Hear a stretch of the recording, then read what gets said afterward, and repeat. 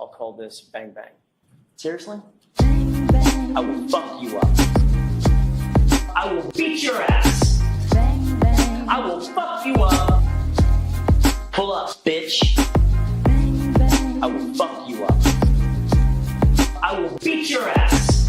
Bang, bang. I will fuck you up. Objection. Objection. Bang, bang. I will fuck you up. KO. Bang bang. Bang, bang. I will fuck you up. You're a bitch, bro. Bang, bang. I will fuck you up. I will beat your ass. Bang, bang. I will fuck you up. Right? Yeah. The bang bang, the bang bang, pull up. The bang bang, the bang bang, pull up. Bang, bang. Right? Yeah. The bang bang, the bang bang, pull up. The bang bang, the bang bang. Bang, bang.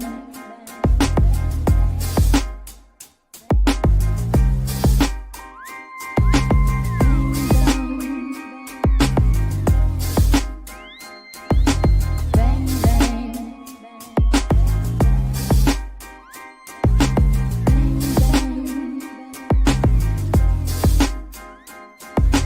Bang, bang.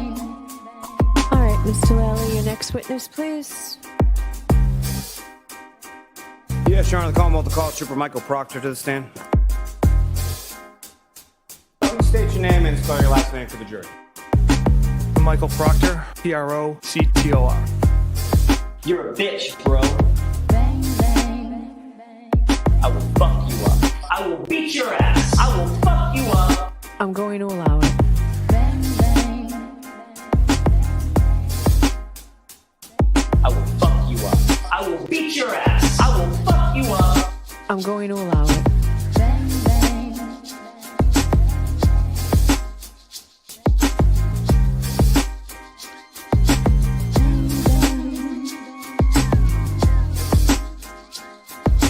Bang, bang.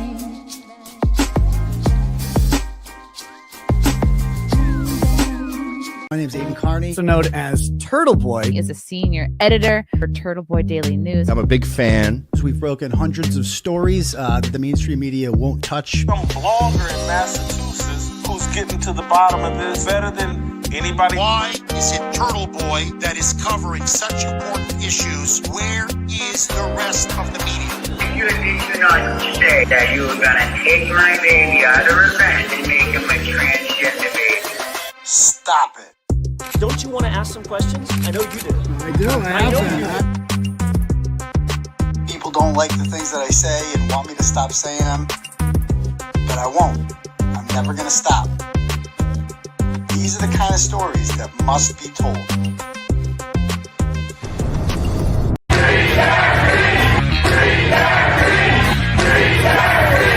And I will not be intimidated. I will not be silenced. And we will continue on our journey for justice for John O'Keefe and for Karen Reed. Tick, tick, boom. Boys, go baby, we bringing out toys. Boys, chop up the thing, it should be on the voice. Bang, bang, we gon' ride out. Gang, gang, we don't die out. Want it like this, ain't no timeouts. Tell me who really gon' find out.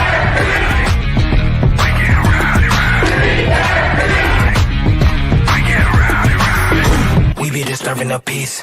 Working, we serving the streets. Karen Reed has supporters who've shown up in large numbers. Tick, tick, boom. Hard body, and not scaring nobody. You make me resort to wildin'. You must be blind by the diamonds. I didn't want it to be this way, but y'all won't need to try this. So it's no way around it. You the loudest one, it's going quiet.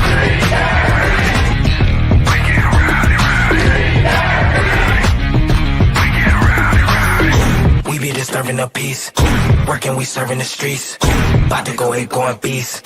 Bang, bang, leave you sleep.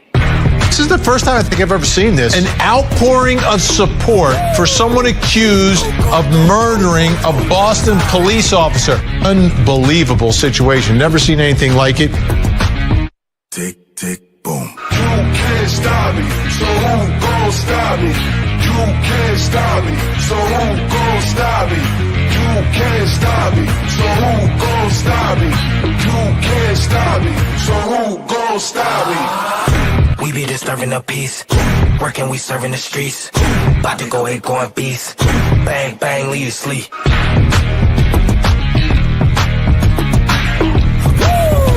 It's go, go, go, go, go, go, go time. Tick, tick, boom.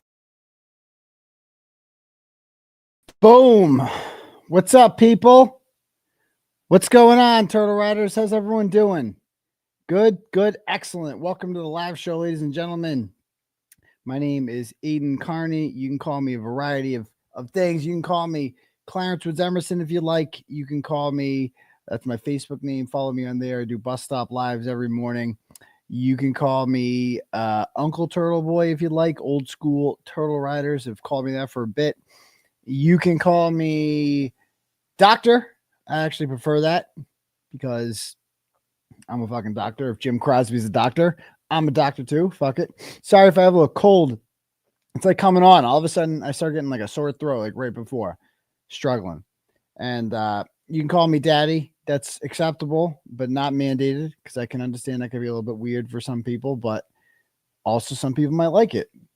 You can call me Ep750 Kearney.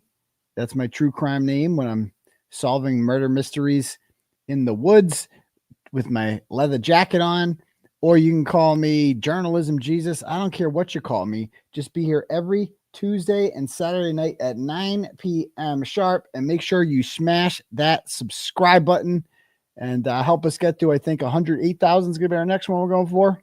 So, yeah, hook it up.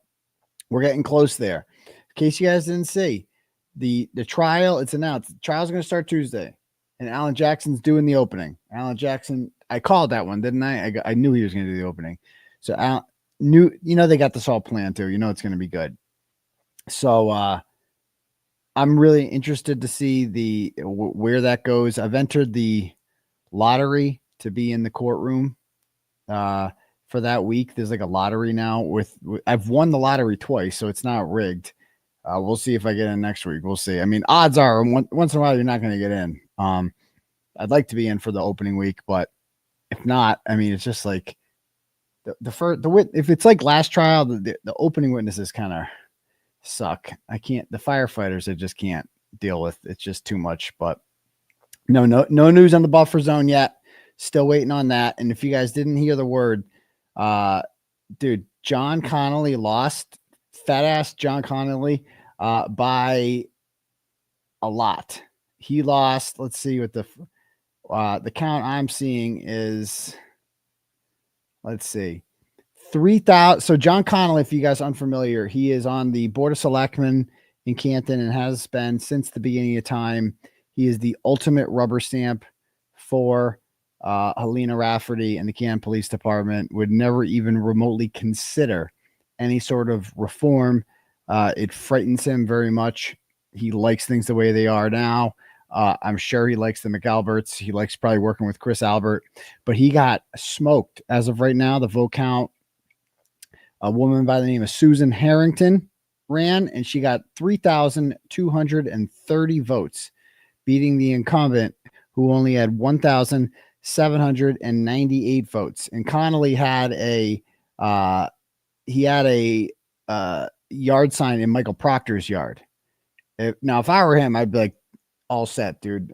I'd rather you not, because you're horrible and I don't want to be associated with you. But he's such a dumbass that he's just like, yeah, sure, police. Yeah, but he's not police anymore, It's like, so I don't know. It just, that's a lot. I mean, dude, in the last election, when Rita Lombardi almost got on, Trish Boyden was the overall winner, and they got rid of Tom Theodore. Michael Loughran, who represented the status quo, I guess, Lucky Loughran's brother, he won. He got second, so he beat Rita by, she came close. She did come close, but that whole election was a couple hundred votes that separated them all. This is a Roman triumph. This isn't even close. Isn't even close. Talk about a mandate for change. What a great, it's awesome. It's just grassroots shit, man. all because of the John O'Keefe case and the Sandra Birchmore case and all of the activism that's gone along with it. I can't take credit for any of this shit because I don't live in Canton. I didn't vote. I didn't campaign or anything like that. But I like to think that we started a spark here of revolution, and that this revolution has carried over and it's become political. And I mean, this is how you get change. This is how you get change. So I don't know anything about Susan Harrington.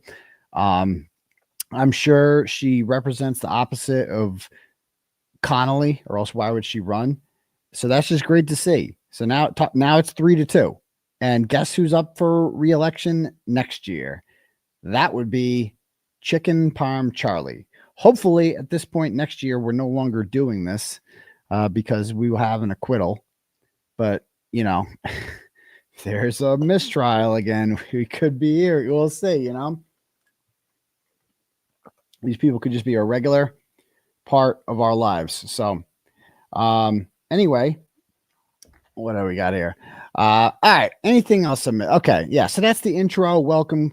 What else do we got going on? Oh, yeah. So like I have jury picking all week. They got 3 more jurors today, but then they lost one. So they're up to 12. They have 12 jurors. They say they want to pick 16. I don't know. I feel like they need more than that to be perfect. 16 doesn't seem like enough, but I would take at least 18. Either way, they got 3 more days this week, and they should be good to go for Tuesday.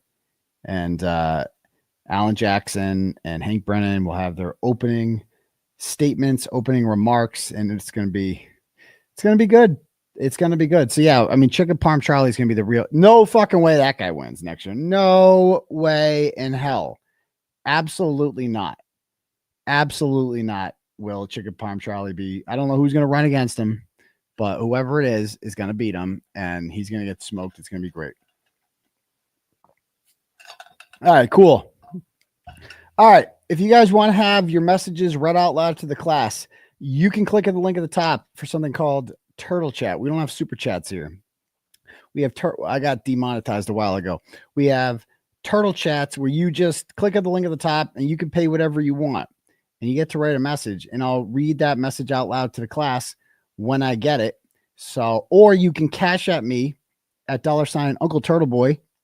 Do it that way, and you know, I'll read your messages. I don't care what they are. I don't care how raunchy they are. Whatever you want to put, I got to put it. You know, some of these, got to be perfectly honest with you, some of these messages, a little uncomfortable.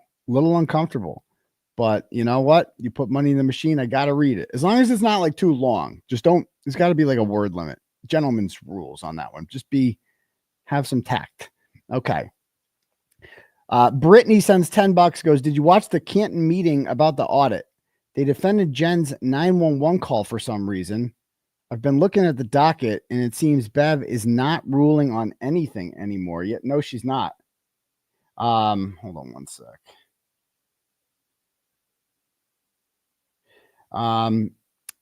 Yeah, I have not listened to that. I gotta maybe we can watch it tonight, bits and pieces. Wait, does she actually? Is that real?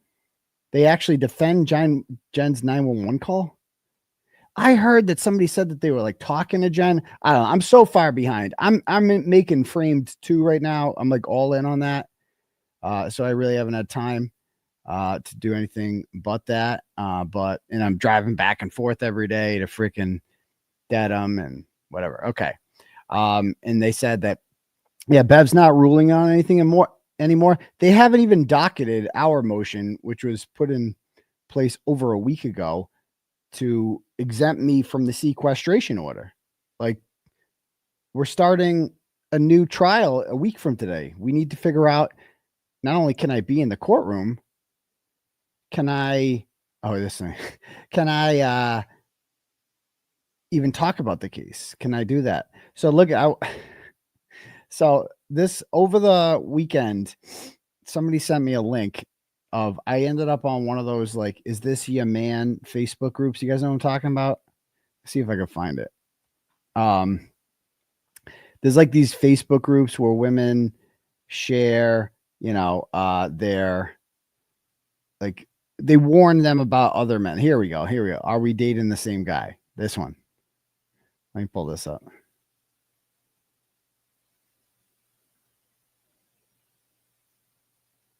A bunch of people sent me this, and I thought it was funny. So, all right. Look at this shit. All right. So what do we got here? It says, so these are we dating the same guy? It's just basically women complaining about bad boyfriends and shit like that, and then warning other women and blah, blah, blah, blah, blah. All right. And so this is like the national one, though. There's like regional ones, and this is the national one. And so that's me. I don't know when I took this picture, but that's definitely me. It's probably a while ago because I have like a whole different hairstyle now, right? But it says, does anyone talk to him from Anonymous? We connected on Bumble. Isn't Bumble for chicks or lesbian? I don't know. I've never used a dating app in my life ever, nor will I ever. Like dating apps, like first of all, so my ex-wife, when I met her before the like evolution of dating apps, right? And so I never dated that way ever. I know a lot of people are into that. A lot of people have met their spouses that way. It works for some people, it doesn't work for other people, blah, blah, blah.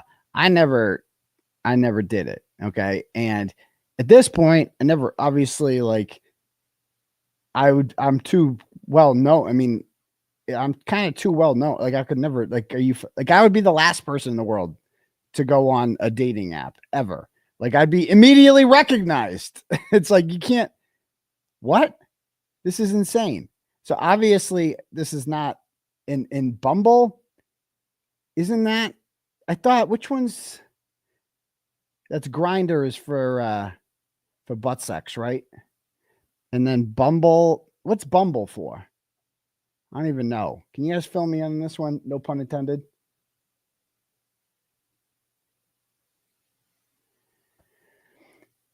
Can you guys fill me in? I don't even know what Bumble is. Like, what's the difference between like Tinder and Bumble and what are the other ones? Hinge? Hinge is one? I don't even know. Bumble is for cosplay. Oh, chicks message first. That's their thing, right? Okay. So it's like a women-friendly app, right? Oh, I see. Okay. So if you're a guy on there, you're just going, hopefully you're the fish that gets picked, right? Like that's what you're going, okay. So aren't they all, Tinder is for hookups? Aren't they all though? I don't know. It shows what I know about dating apps. I don't know anything like this. So it says, we connected on Bumble. He's recently divorced. So that's accurate. All right. And they're making it sound whatever. We were texting every day, but he vanished. I haven't gone. I'm the last guy to ever vanish, but okay. Nervous since we exchanged private photos. Okay. Worcester, Mass. Honestly, so obviously this isn't, this is a joke. Obviously it's a prank. But like, honestly, for somebody trying to like roast me anonymously, like they could have done a lot worse. This is pretty tame, I think. Like it's not, there's no mention, oh, dick pics or, you know, there's a million things they could have said here. Or, oh, he's into butt, like he likes it when you stick a finger in his bum, some shit. I don't, to be clear. But like you could, my point is they could, if you're going to roast me, then roast me, you know, get me good. Like, I don't know what, this is weak. This is weak. So some people sent it to me and it got shared in the free Karen regroup. When it first went on this page, I got it sent to me and I commented on it. I'm like, oh, that's me. That's me. I made it big time. But yeah, obviously, like, but other people were saying that in the comments. They're like, no, that's Turtleboy. Like he's like he could never go on a dating app. That's like the one thing. So anyway, I don't know how any of this shit works. Why the fuck would I ever use like dating app? Why would I ever use like, I don't know. I wouldn't, no fucking way. No way. But yeah, so it's just to be clear, not me. That'd be fucking very stupid. But obviously somebody just trying to stir shit up. I'm sure even the trolls have to know that's not me, obviously, you know, but whatever. I mean, these are the idiots who are like, they'll say anything. They'll say anything about me. They pretend to believe it. None of it's obviously true, etc. Okay. Steve C sends $10, goes, could you please tell me what it is about the McAlberts that makes the whole county lie, cheat, steal, etc. for them? I don't get it. Thanks for all you do. You're hotter than a half-fucked fox in a forest fire. Okay. Thanks, Steve. But I don't know what it is either. I don't think it's them in particular. I think it's just, the first day Michael Proctor covered for these people. And then it's more people wanting to cover for Michael Proctor and like the thin blue line shit, like, back the blue no matter what. And just a personal dislike of Karen Reed. Like, let's be honest. We all like Karen Reed over on this side, but I get why they don't. Like, I like her. I think she's fine. I think she's great. But she's doesn't give a fuck, And if you're on their side, you would probably hate her. And they do hate her. So it's bullshit. They're just angry at the world. They're miserable fucks. But I like her. I've had many great conversations with her. I feel she's very smart. I feel like we're kind of on the same wavelength when we conversate, or converse rather. So I like her as a person. I think she's fine, but I think they don't like her because of all the things I just said, because she's smart, because she talks a lot, because she's unafraid, because not just unafraid, but also kind of like tough, ballsy, like doesn't give a fuck. Doesn't act the way a murder defendant is supposed to act. That's what they don't, that's what I like about her. And that's what they hate about her. So they liked her when she was, when they interview all these people, what do they always say? They're always like, oh yeah, we liked Karen until this, and we thought she was just going to take a plea and do a little small stint in jail and everything would be fine. They liked that Karen, pathetic Karen, give up Karen. They would have liked her if she did that, if she just gave up. It's the fact that she's fighting that offends them. They don't like that shit. But anyway, next up, Mandy sends $10, goes, it's bad when folks in Alabama look at the Massachusetts legal system and go, y'all need to get it together. That's like the Waffle House calling your place disorganized. I know. Are you from Alabama, Mandy? I know. I'm sorry. We also elected Ted Kennedy and Elizabeth Warren. So, it's to be expected. Anonymous sends $5 and goes, does Kate Peter realize she's the Chile Decastro in this story? Yeah. If you guys don't know, Chile Decastro he is like I'll show you Chile. He goes by Delete Laws on YouTube. I don't follow this shit. Like, these are like what's called First Amendment auditors. They go around. Let's see. I'll show you. Let's see. So this is Chile.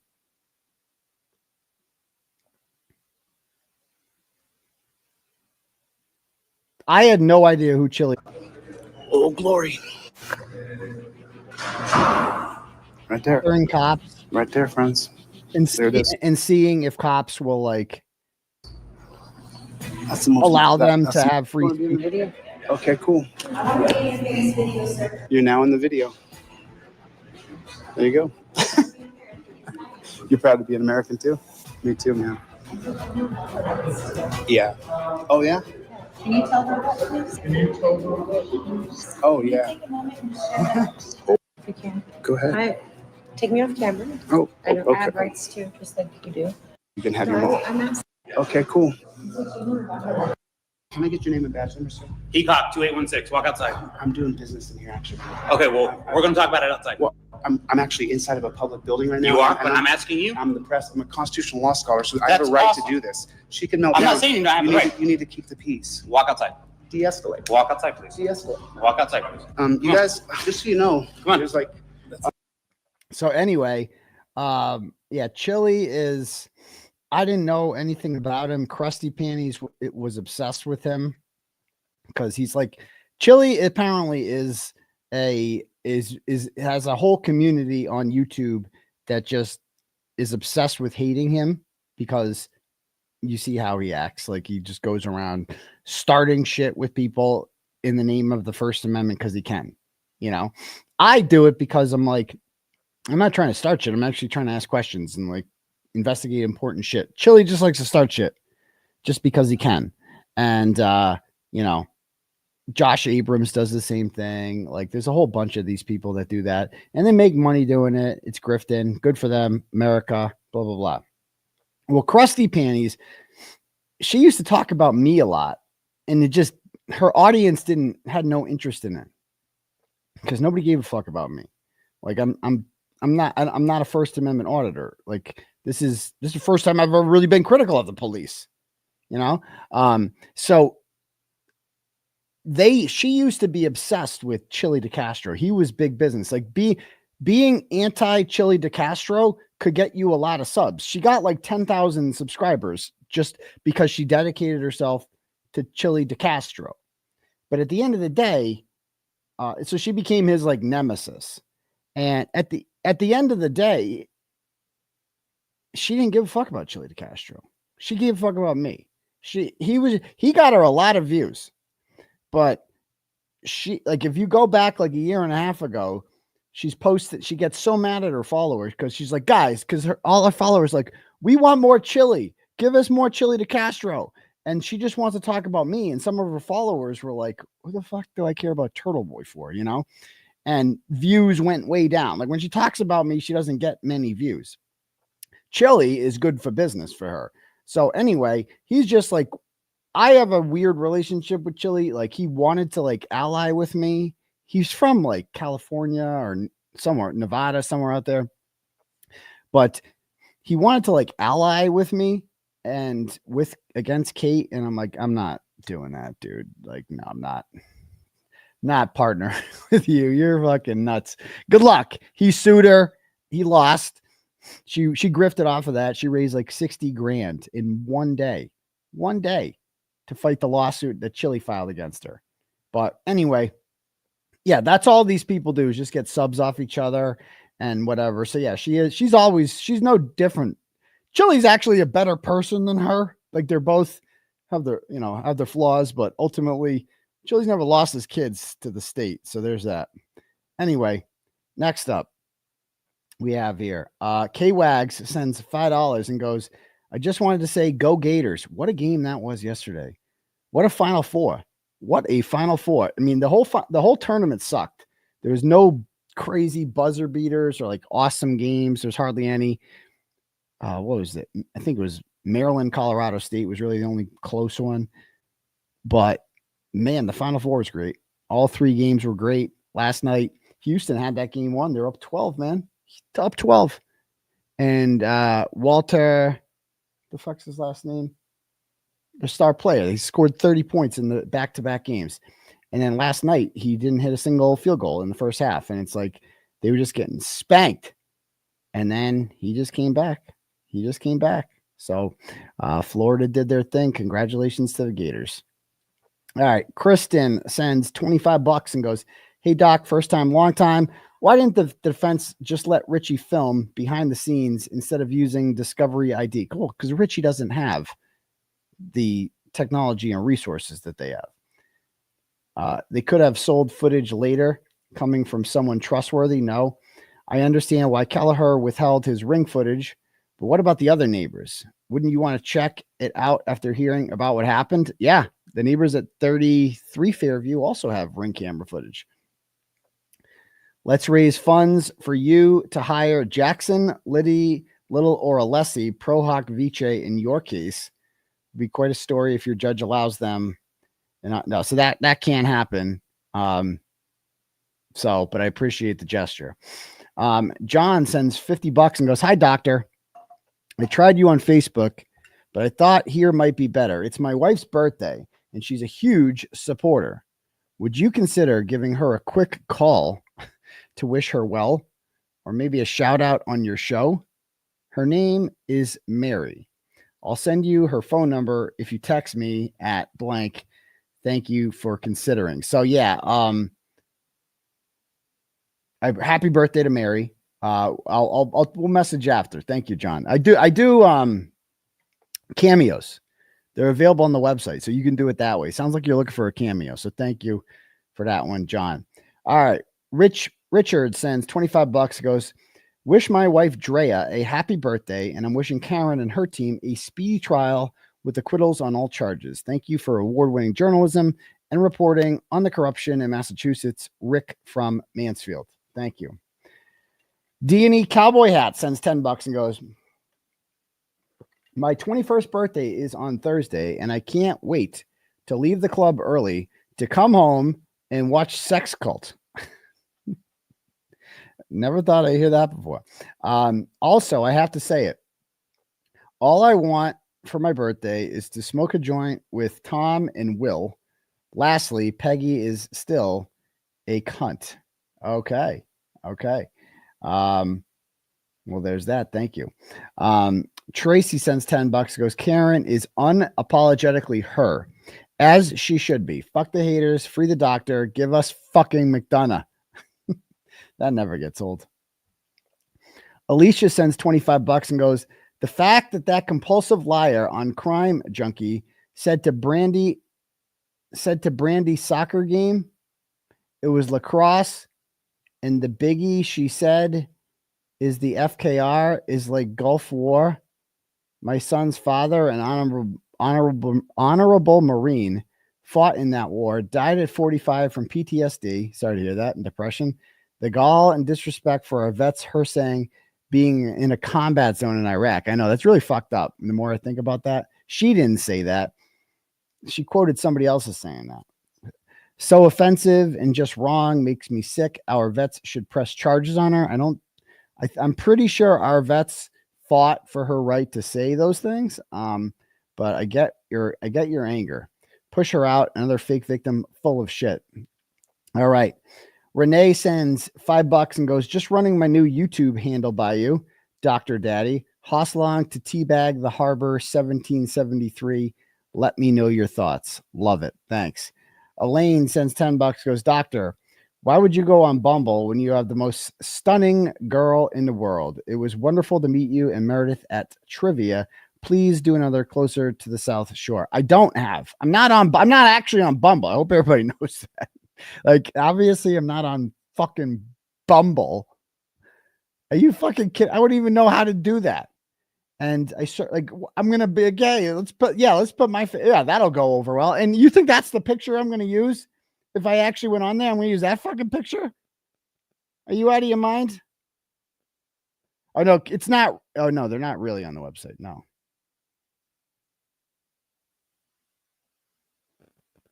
All right.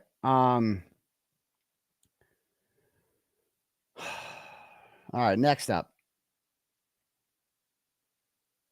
Where am I at here?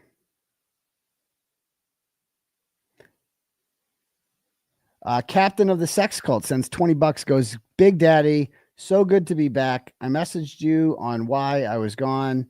Could you please wish Jalen a happy 18th birthday? Feel free to give her some shit. Love you. Well, thank you, Carrie, Captain of the Sex Cult, and happy birthday, 18th birthday to her daughter, Jalen. Keep up the great work. Thank you very much. All right. Sandra sends $25 and goes, do you think Lally will be allowed to question any witnesses, or will Helium Hank, that's a good one, force him to stay in his chair? No, that's a good question. I watched the Tuerk trial today, and there's 3 prosecutors from the DA's office there, and they all talk. They all ask questions. It's interesting because I don't think Lally will speak the entire time. Laura McLaughlin spoke once when she tried to enter into evidence the Google search that Karen Reed did for a DUI attorney. That was her thing. That's the only time she spoke that I recall. But no, he's literally just a lump on a log. That's all he is. So thanks for that. All right. Jan Rune Johansson sends $5 and goes, what happened to the guy filming the jurors? Cheers from Norway, Jan. So there was a guy who went to jury duty and he posted pictures on Facebook of himself, of other jurors, the back of their head at the registry of deeds. And then crossing the street to go to the court, he did a video. There's cops in the video and whatever. And my attorneys were like, it's fucking bullshit, but they're like, don't share it. Like, even though I would be sharing it in the context of reporting what other people would do, he's like, these people are bad faith. Even though it's not you posting it, they're going to try to blame it on you. Don't even give them fuel. So there's that. It's just, these people are fucking insane, the shit that they do. They tried jamming me up on Amy DeAngelis now, that chick that I roasted the other night, who used to be an admin in the Facebook group. They're like, they called that witness intimidation, me calling her. This is all they do, is they just, anybody I criticize from now on, they're just going to call them a witness and be like, you can't say things, you can't call them.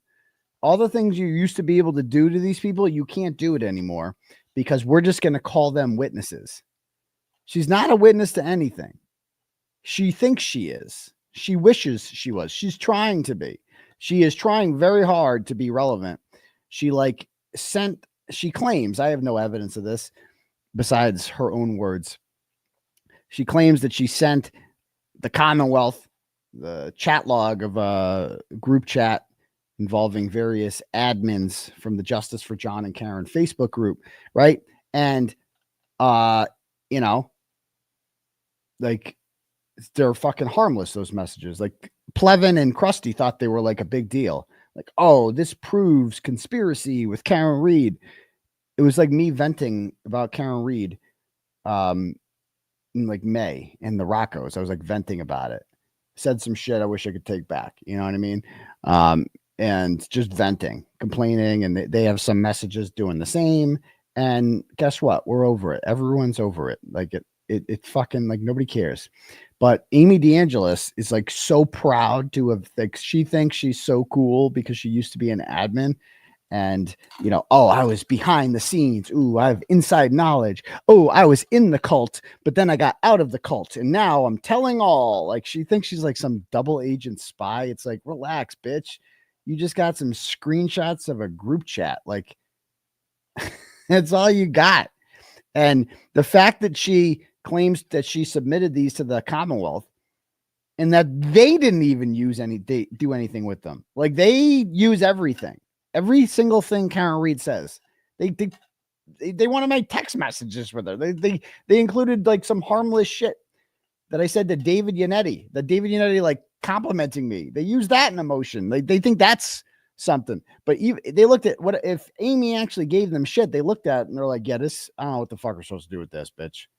I don't even know what the fuck we're supposed to do. So anyway, there's that. All right. Nicole sends $10, goes, did you see the medical examiner that the Karen Reed defense hired was testifying in the Turk trial today? Yes, I did. Yes, I did.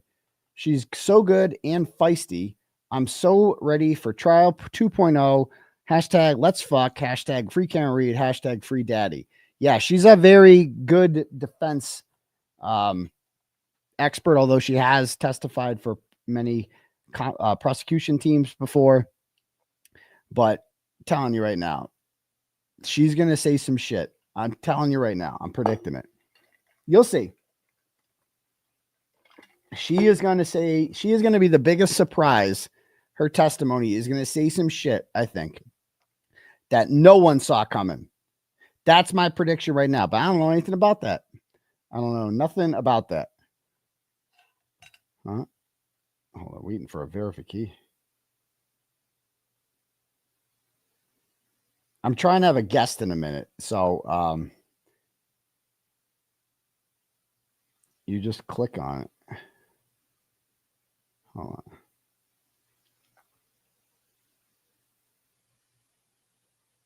Anyway, hopefully she gets on. All right, cool. Next up, I think that's it. All right, cool. Let me read some Cash Apps. And then we will get started here. Sorry about my voice, people. I'm losing it a little bit. Samantha Lyon sends $5 and goes, did you watch Broken Baker with Plevin? The answer to that question is yes, every minute of it. It was so good. He's funny. He's a funny fucker. His dry sense of humor. He's a fun, and just watching him argue with Plevin and watching Plevin get so mad about it. Like, it was good. It was entertaining as fuck. You know, it was good.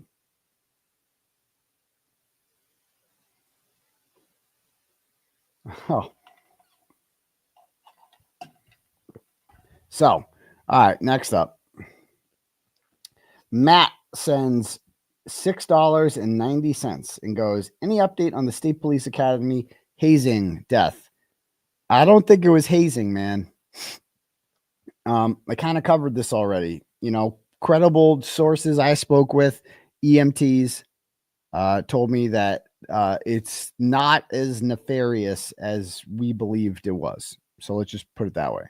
So, Marjorie sends $50 and goes, thank you for all you do for justice. Love, Gulliver. Oh, Marjorie is one of the people who was a victim of Tyler Falconer, the Burlington firefighter, former Burlington firefighter, married to Katie Thompson, who, so he was running this canine place, dog training place in Southie. And the dogs were coming back like malnourished, and like it was a big expose that I did. And he ended up getting charged, I believe, with animal cruelty for this. And Katie Thompson kind of helped cover it up. It was a big story that I did. And she was her dog was one of the victims of it. And they had been trying to get the media's attention for years, and everyone ignored them. So then I wrote about it, and shit happened real quick. And the media then immediately after he was charged, they jumped on the story. No citation to me, obviously, for the work I did in exposing that. But yeah, that's cool. And yeah, like, and so the Tyler Falconer thing, he got fired. And I believe I'm told that he got divorced, and I knew that was coming. Hold on. Yeah. So, oh my goodness gracious. So on July 2nd, some chick sends me a message that says, Tyler Falconer, former canine daycare owner, disgraced Burlington firefighter, and Katie Thompson are expecting their second child. Little does she know that he is constantly cheating on her and sending women unsolicited nude Snapchats and photos and videos of him and his wife having sex. Can send proof upon request. I'm like, you're kidding me. Yeah, I go, let me see. And then there it is. I'm looking at a picture right now in my inbox of Tyler Falconer railing Katie Thompson Falconer on their kitchen island. They have a nice fridge. I'll give them that. It's a nice kitchen. It's a really nice kitchen. There's a whole thing there. I could describe it. And so this chick has it. And so I'm like, I messaged her and I'm like, I go, who did he send these to? How do we know she didn't send them out?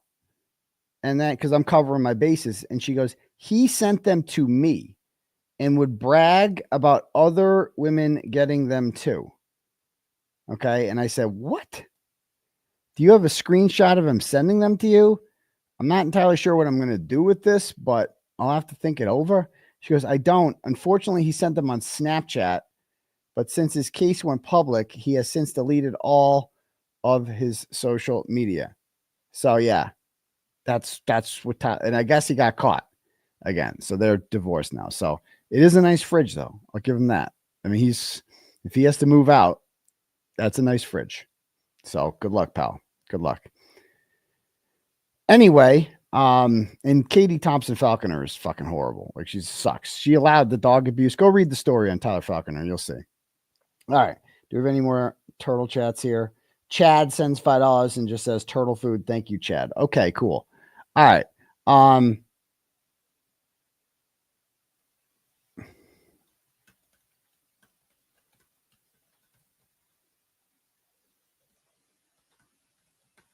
right. So listen up. So today I got a little story time. If you guys, but if anybody else wants to donate, click at the link at the top or cash at me at $sign Uncle Turtleboy. Anyway, I'm trying to see. Oh, I got another one. Anyway, I go to court today to the Ingolf Tuerk hearing. It's verifying. I don't know what she's talking about.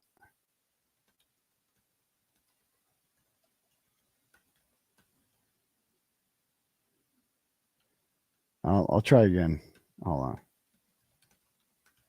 I'm trying to get this guest on because I'm going to talk. It has to do with the Ingolf Tuerk case.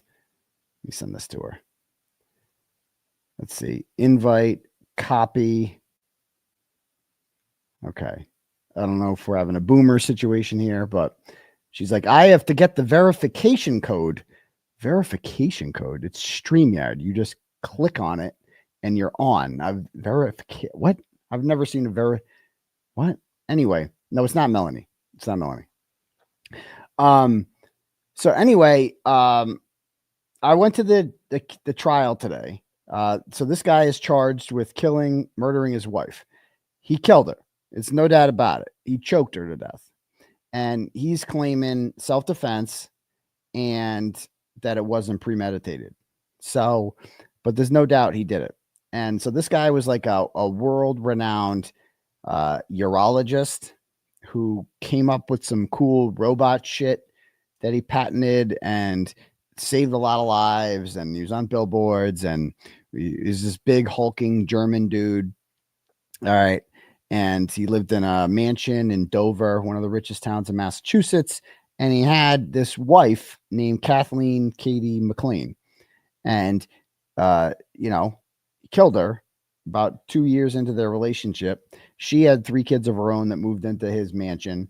And, so that trial's going on. And during the jury selection, it's fucking boring as shit in there. So I just go in the Tuerk trial and I listen to it. It's the same cast of characters. Koskowski is gone. John Fanning's testified.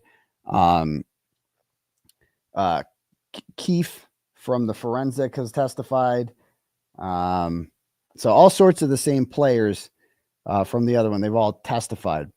And anyway, Tuerk took the stand today and he testifies at the end of this. And I talked about this case the other day on my show. And I had a source that I was reading messages from. And this source was telling me about the backstory of this all. And I'll read it again. This is the message that I read. The source tells me, yeah. So this source, I'll tell you right now, the source, she doesn't mind. Like this source, Katie McLean had been married 3 times. And this source had children with one of the guys. I think maybe the second, I think. And so she's dealt with Katie before. So keep in mind, she's biased because of that. But she tells me that, I've spoken to him. He snapped leading up to the strangulation. She put him through hell. They didn't know one another that long. She manipulated him. She was the kind of person who used one court against the other, took out restraining orders on every single husband, took advantage of the system, ROs to play the victim, get either a narrative going, blah, blah, blah. She did this to Harry. That's Ingolf Tuerk. And under his nose, she was having sex with everyone who could walk. Very, very borderline person. She was literally talking to him, having sex with him, but pulled a restraining order the day after she learned he was filing for a divorce to get the house. I watched her do this for years, and she tried to do it with me. She was extremely vindictive. He was out of the house. She was giving blowjobs and sending naked photos to a slew of men, including the neighbor, and moved her second ex into the house, my children's father. Meanwhile, Harry was, quote, so dangerous that she talked to him constantly brought him food at a hotel she made him stay at and was sleeping with him. He cracked one night after she hit him with a glass, and his mental state was awful depressed. He parted ways from St. E's, drinking, COVID, depression, etc. She agreed to drop the RO in May as long as he signed over the house, which she did. She then welcomed him back into the house. They got trashed, had sex. She hit him with a glass. He loses it, and he strangled her. Literally lost his mind. But she goes, I can tell you she is dangerous. I have plenty of stories because she went after me. I told the Weston police that if I showed up dead, to look at her, not my ex. She was scary as fuck. She would go after guys for money and was a sex addict. I have crazy stories about her. Like she was in fucking sane. I wanted her to disappear and literally can understand how she could push you to that point. No lie. I came to Reddington because I saved files of emails and correspondence from my 8 years of hell with her. I never threw stuff out because I knew one day she would fuck someone up. She didn't deserve to die, but I believe she was evil, scary. She could potentially ruin lives, and I do think she did that to Ingolf. I'm surprised Kevin Reddington did not call this woman as a witness.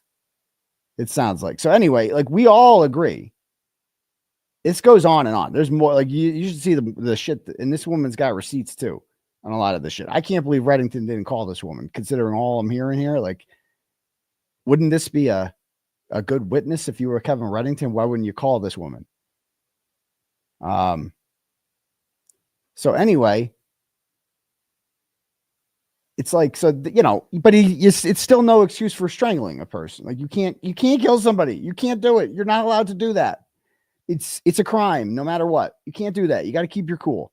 Again, I dealt with the fake victim. You know, I dealt with the fake victim. And I didn't kill her. I didn't even hit her. I never touched her.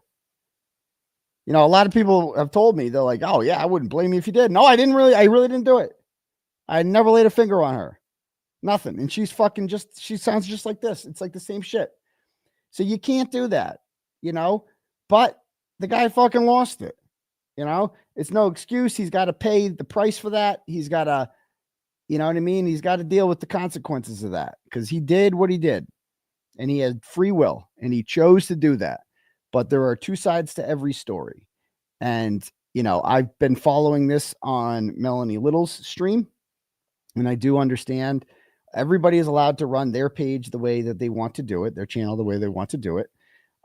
And she has a strict policy of no bad mouthing Katie McLean on the channel because Katie McLean's daughter is in the chat and doesn't want to be sensitive. So that's her prerogative. I respect that. Whatever she wants to do on her channel is her channel.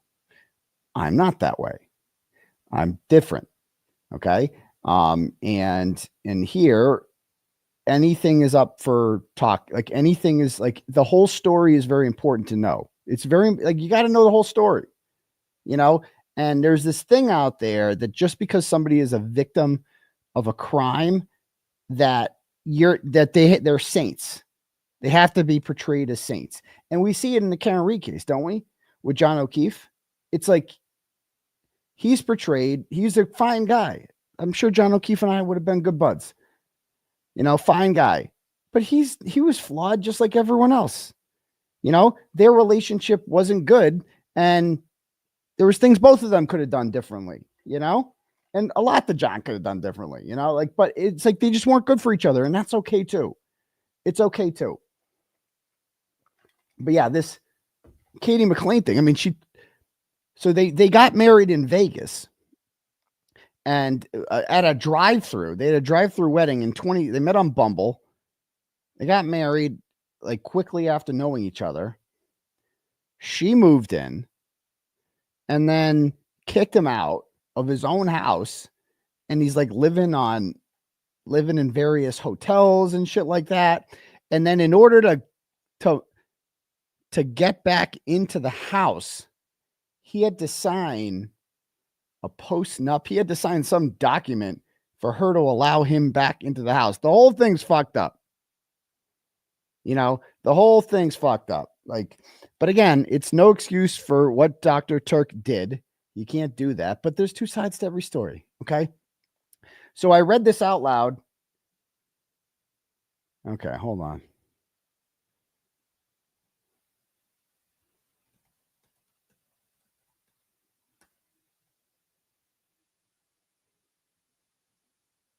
Hold on one sec.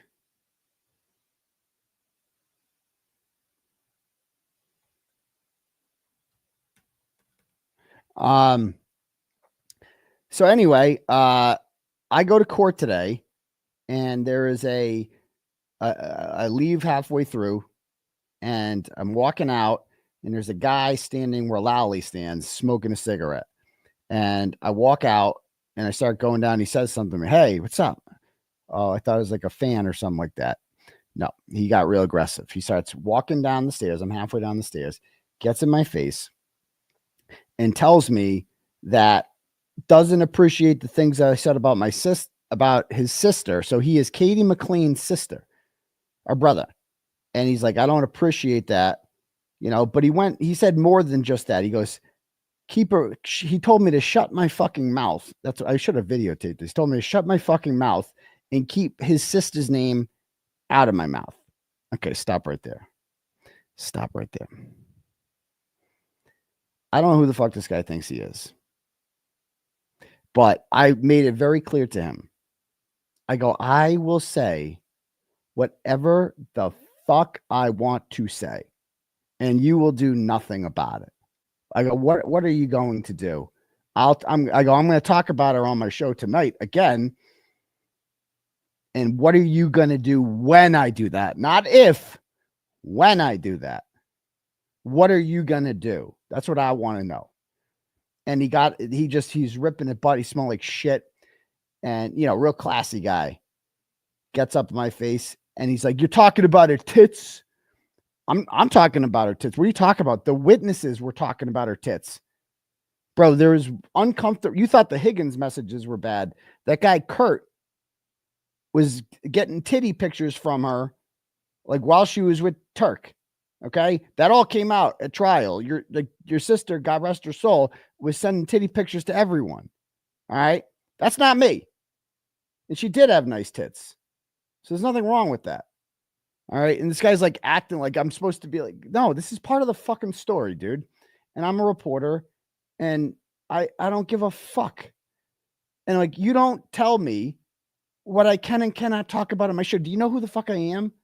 Not that I'm like tough or anything. I don't mean it like that. Like, oh, I'm a big tough guy. What I mean is that when you tell me not to say something, that I can't say something, it makes me want to say it more. It makes me want to say it more. And I'm sorry, but like her personality led up to the murder. It did. The guy didn't just fucking kill her for the fuck of it. Like this is a culmination of events that led up to this, and I have free speech. This is America. You don't get to tell me what I talk about on my show. Get the fuck out of here. So, and I'm like, you don't got to listen, I'm just I don't even think he listened to what I was saying. I think somebody just told him about it. But regardless, I just wanted to like, he first of all, this happened in the buffer zone. Like supposed to be a safe space. Remember, there's 6 of my babysitters are out there from the state police. And they're all across the street. They had to have witnessed this happen. I'm walking, this guy's up in my face and he gets real up in my face. Like, and I go, what are you going to do? What are you going to do? Are you threatening me? What are you going to do, pal? Like, seriously, what are you going to do? Like that was a genuine question because I'm not going to stop. So now what? Now's the time where you put up or shut up. Now's the time where it's like, well, I'm going to kick your ass. I'm going to hit you. Right. Or else what? Or because I'm not going to stop. So what are you going to do? And he just looked perplexed. He thought that his tough guy routine would work on me and I would back down. But as I said in my tweet, I'm not that guy. I'm the other guy. You think you can intimidate me, motherfucker? What? Me? I've been to jail. Okay. I go up to cop killers at lacrosse games and ask them uncomfortable questions that need to be asked. I'm afraid of no one. Okay? That's what I do. And you think I'm afraid of you? Get the fuck out of here. Who do you think you are, pal? So anyway, the cops did nothing, obviously. This buffer zone is shit. I don't want the cops to do anything. I'm just pointing out the double standard of this all. Like if I had done that to a witness, I'm a witness, right? They put me on the witness list, so I'm a protected person. This guy's harassing a witness. One of Hank Brennan's witnesses.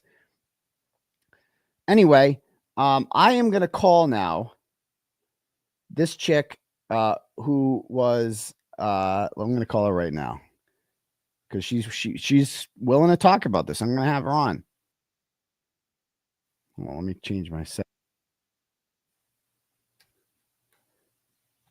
Wait, did not answer? Try again.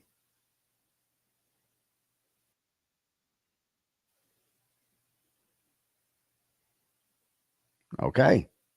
She's just not answering. Hold on. She gave me her phone number too. Could just call that.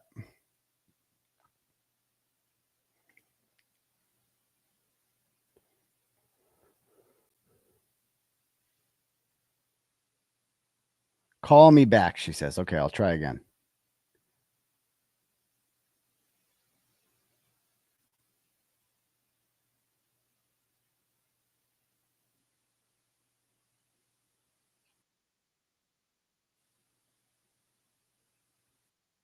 Hello. Can you hear me? Yes, I can hear you now. I just want to make sure. It's all good. Let me just change my mic setting so I can have you on. Hold on. Audio. Okay. Let me hear you speak. I can, but I want to make sure my audience can. Can you guys hear her? Oh, I can hear you. Just want to see if I want to make sure my audience. No, they're saying no. No, okay. So what's happening when you click on the StreamYard link?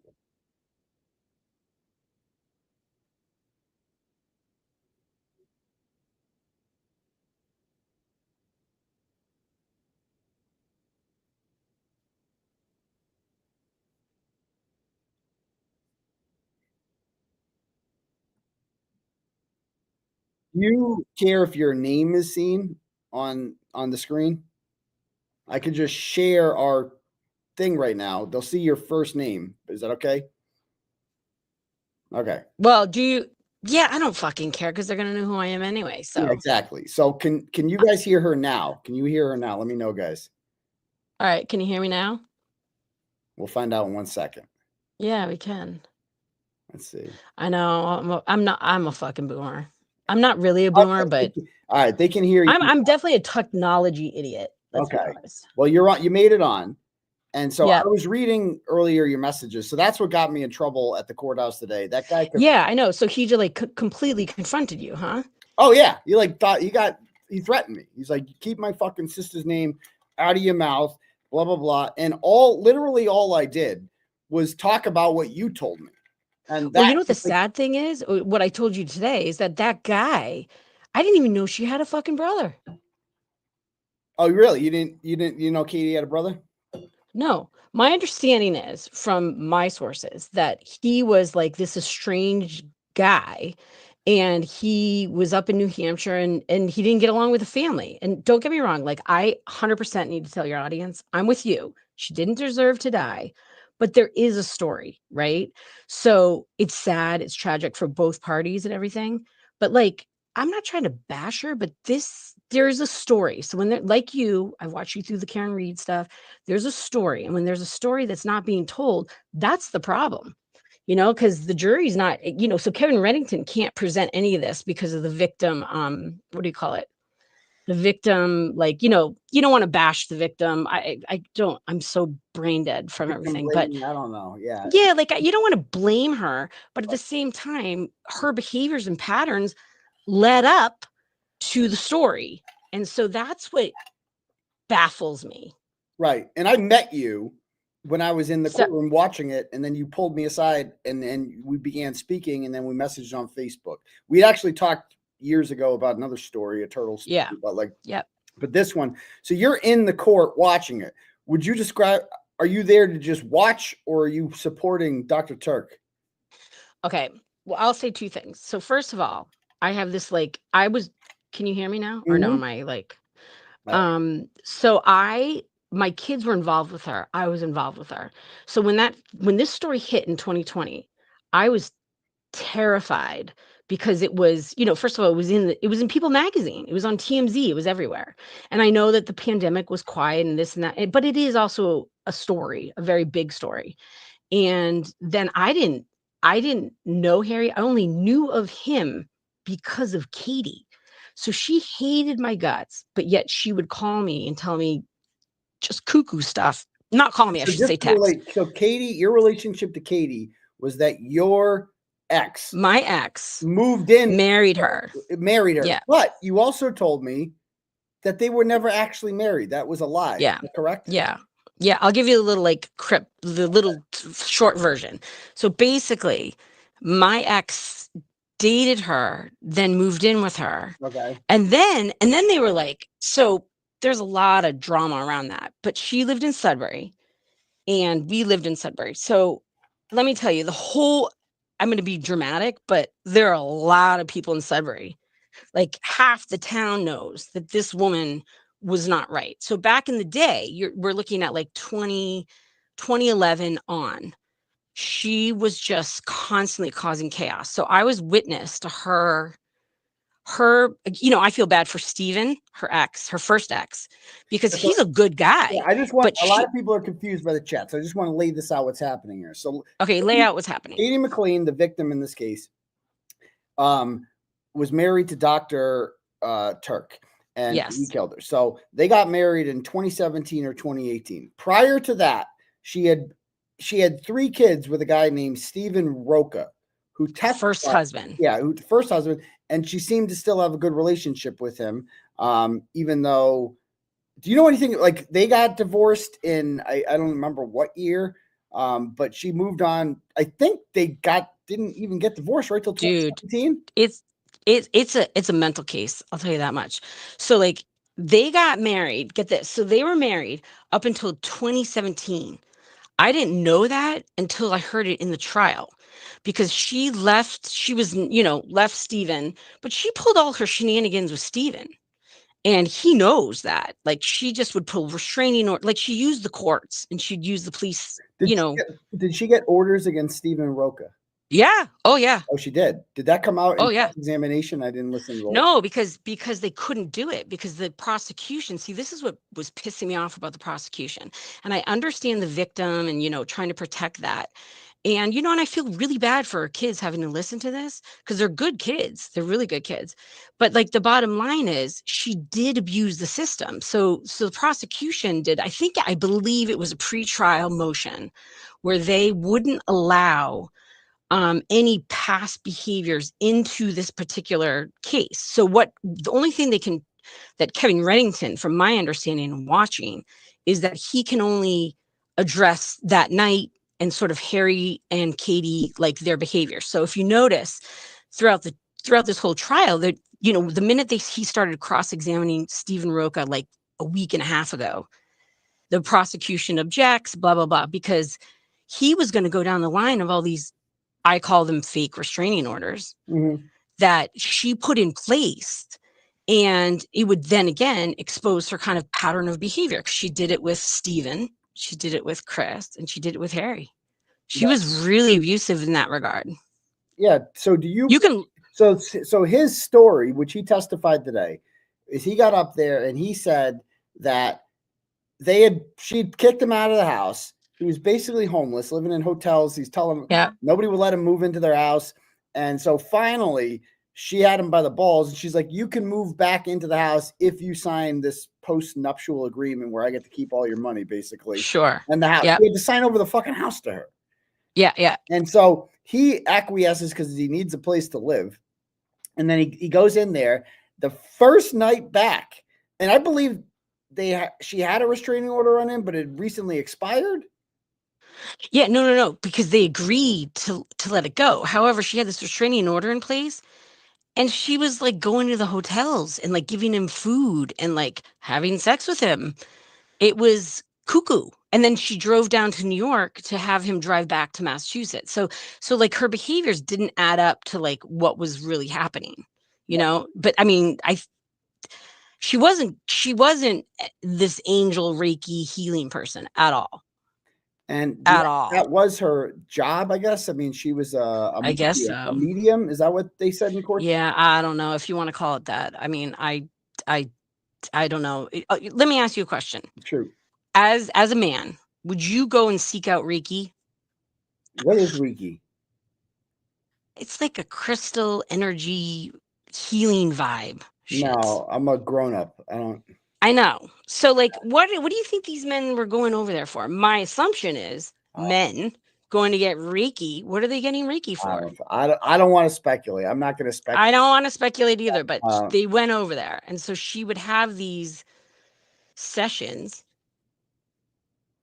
But right? She took back to this. So she took him back, and the first night back that he's allowed back in the house, they get drunk and they have crazy sex. And she, according to him, he was texting with a woman that they both knew, that he's known for like 15 years. And she wished them good luck with their reconciliation. And so he tells Katie McLean, so-and-so just messaged me and said, good luck with the reconciliation. This sets her off, according to him. And she goes, I want to look at the phone and show me the phone. And he won't do it. And she hits him with an object. I forget what object she said. I think it was a glass. It was a what? I think it was a glass.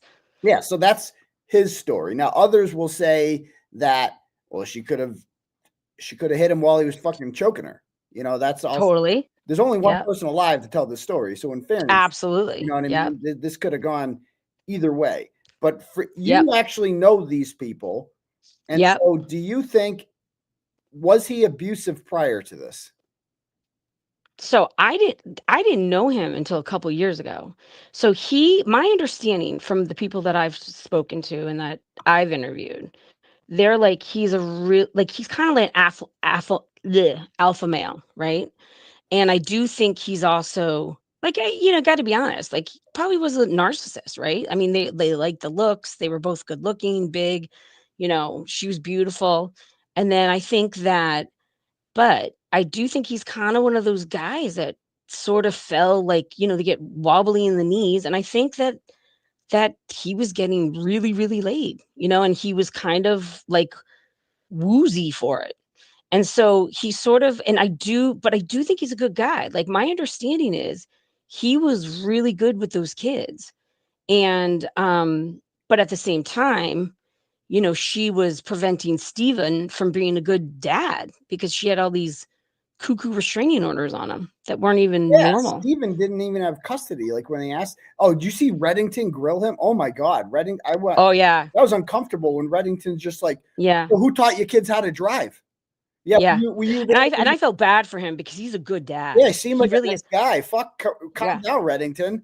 That was like uncomfortable when he really went after Stephen Rocca. Like, whoa, that was. Yeah, I was surprised. Look. That was a bad look because that guy was like. That guy was like. Well, and Stephen was a good guy, but what I think he was trying to get at is that Stephen had to park on the side. He had to park on the streets, right? And he had to park on the streets because I'm assuming it's a restraining order.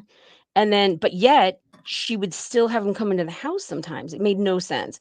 But then when he was on the streets, she would call the Dover police and she'd say, oh, he's stalking me. So that just to get the record in, Yeah. So she was when I say when he was saying she's manipulative, that's the kind of manipulative she is. So she would try to, use the system, to get her narrative out there. Yeah. But he was a good guy. I know. I was fucking shocked. I was like, wow, he's pissed. Yeah. Kevin. Kevin Reddington. Oh no. Yeah. I Did mean, you watch that in person or no? No, I watched that on video. So I didn't see that in person. Yeah. I've seen. Yeah, because then once the video turned off, he started going through. She was trying to go through the history, and the prosecution was like, "Nope, nope, nope, nope." But again, the history tells the story of what she was doing. But he was talking about Dover police, not Sudbury police, not Waltham police, none of that. And so he wasn't going back, years prior, which was unfortunate because it's like it does tell a story, Yeah. about who she was and maybe why he kind of went nutty. Yeah, I mean, but he did have a domestic violence history with her. Was that bullshit too? I mean, was it all like? Well, there was one. My understanding, there was one. And was that legitimate? Did he put hands on her? He says he didn't. And my understanding is she saw the email, right? That he was going to file for divorce because it was 5 weeks after this wedding in Vegas, right? And then what happened was she saw it. And then the next day she went and she was bullshit. So she went to the Dover police station and told them, gave the police report. And then they drove her to the court, which she's infamous for, like this roping the police in and like having the total drama. And then she got the restraining order because listen, I 100%, I'm not trying to make fun of people with restraining orders, but there are women, she would be one of them that would, she'd take advantage of it. Oh, I'm familiar with the type, believe me. I mean, I got to be honest, they take advantage of the system because the system doesn't, they do you do have to protect the victims. I'm not right. So I mean, come on, Aidan, I get that, but like, right, she was abusive on it. So like, I mean, I bet if you looked them up, I wonder how many, if they were still in the system, how many she had. It was insane. He told me some more crazy stories here. Yeah, which one? Okay, so the guy Chris was never legally married to her. Chris, no, was never legally married to her. Yeah, he moved in with her while Dr. Tuerk, whatever. I mean, yeah, I think we here. It's all fucking crazy. All this, it's fucking drama. It's like Lifetime. But you met her before many times. Katie? Yeah, Katie. Yeah. Fuck, she was up my grill for 8 years. Yeah. And did you guys get in arguments? She was manipulative. So like she would, like for instance, like I think I might have told you this story. Like my son needed medication and it was a Friday night. She and Chris asked me to come over and I went over. I said, I can't come over because I had this procedure done. And then I was like, fuck it. He needs, my son needs his medication. Oh, right. So I drove it over. I pulled in the driveway and she comes running out saying I'm trespassing her house. Like I'm trespassing, like I'm a attacker or something. When was this? This was I'm trying to think. This must have been 2012 or 2013. Oh, okay. Yeah. And so she comes out saying I'm trespassing. The police come and I'm like, well, my son ran off and I had to pull out. I'm like, listen, I'm not trespassing. I'm like you. I'm on public property because I went to the street and then the police come. I'm like, look at my email. They invited me to come here and she's claiming it's trespassing. Like this is January. I'm not going to have my son run out.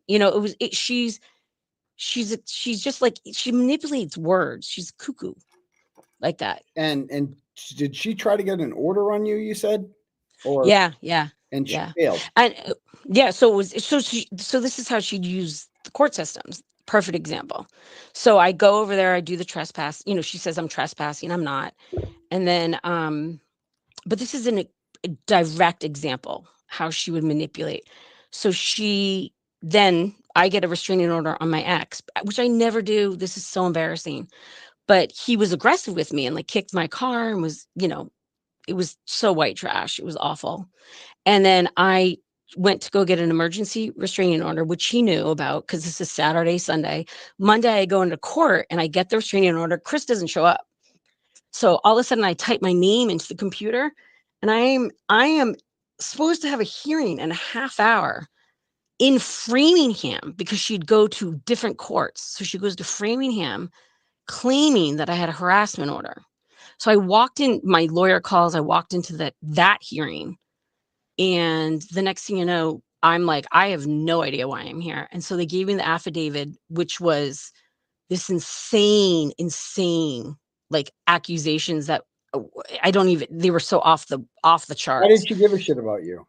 Why did she? Well, I don't think, the thing is, I think she gave a shit about any woman. She didn't like any woman. So like Harry, she didn't like that guy, Katie. So there's this other woman in Dover that she couldn't stand, and she was a real estate agent.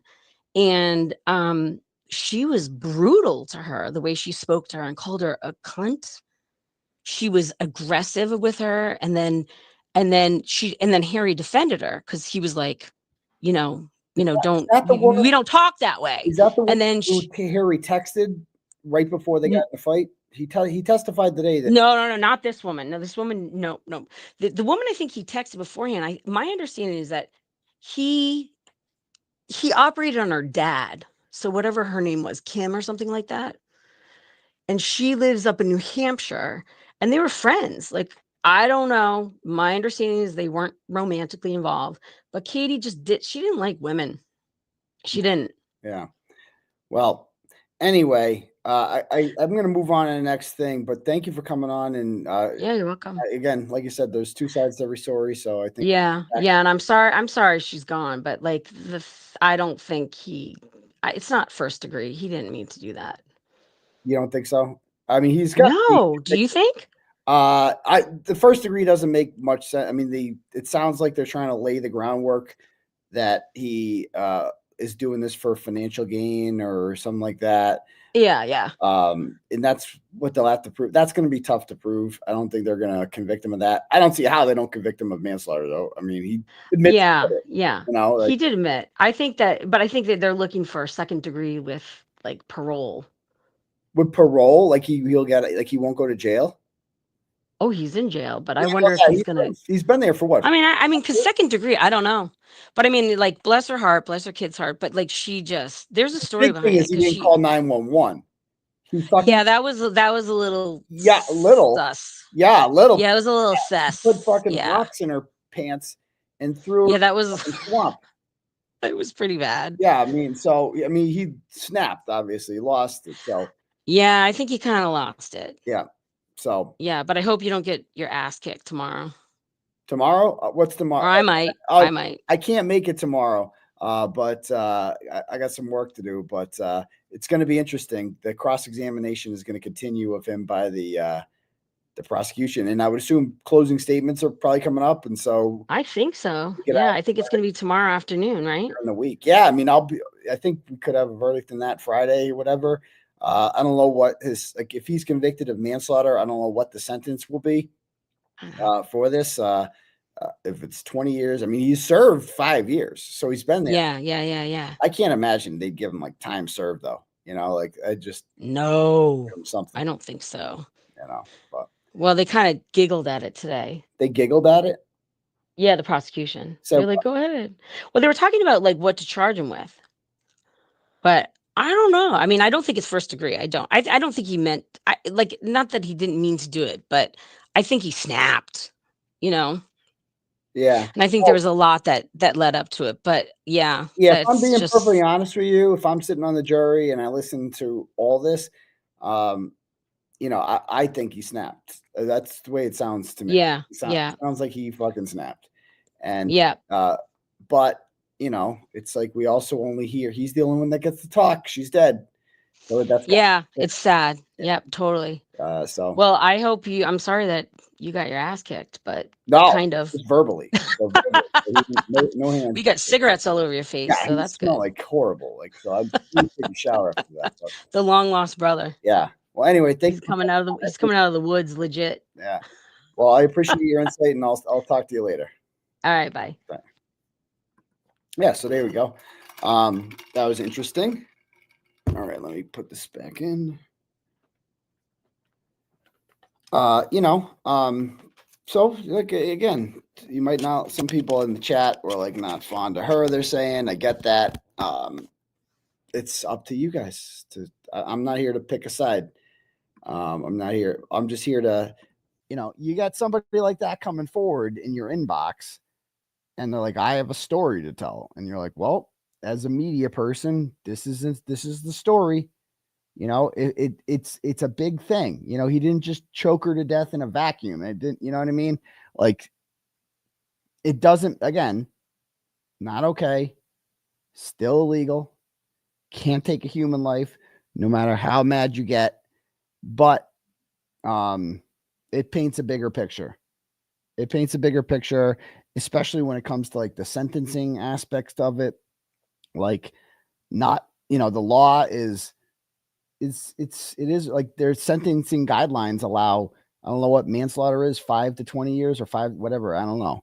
Like Karen Reed's getting the full thing if she's convicted because Auntie Beth hates her and, you know, whatever. Whereas like Tuerk is, I don't know, if he was convicted of manslaughter, I'm not convinced that the judge would throw the book at him. I'm just not. So this is why we have trials. But Reddington was mean. Dude, we got to watch this. Let's just watch this now. Check this out. The past, let's see, live.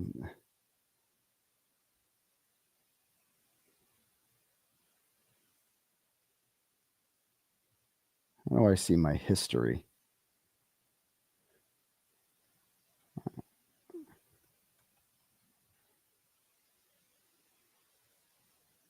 Oh, here it is. Let's.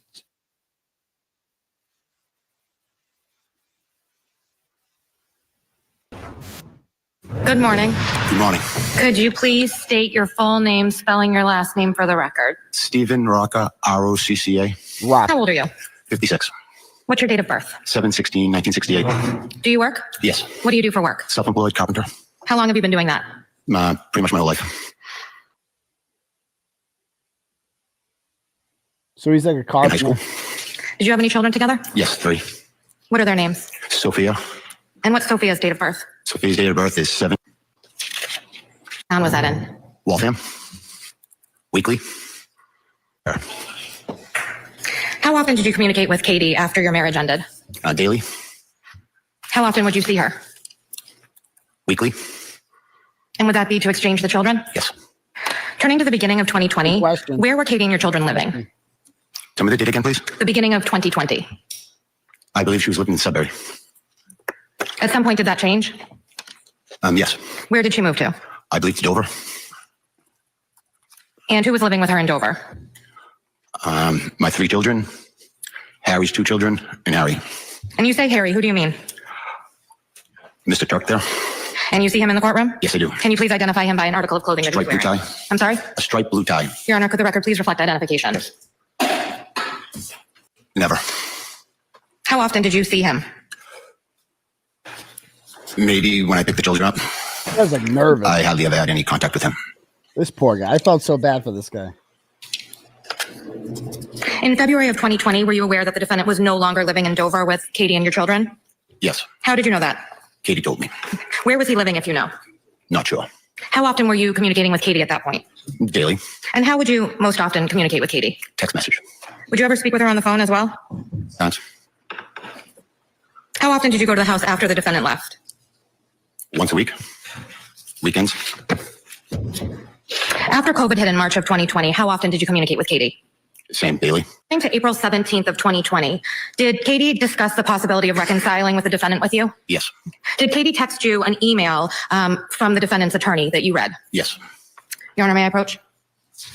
Goes to the situation because of the kids, and we'll find out what the email. Counsel sidebar just to make sure no one violated any orders.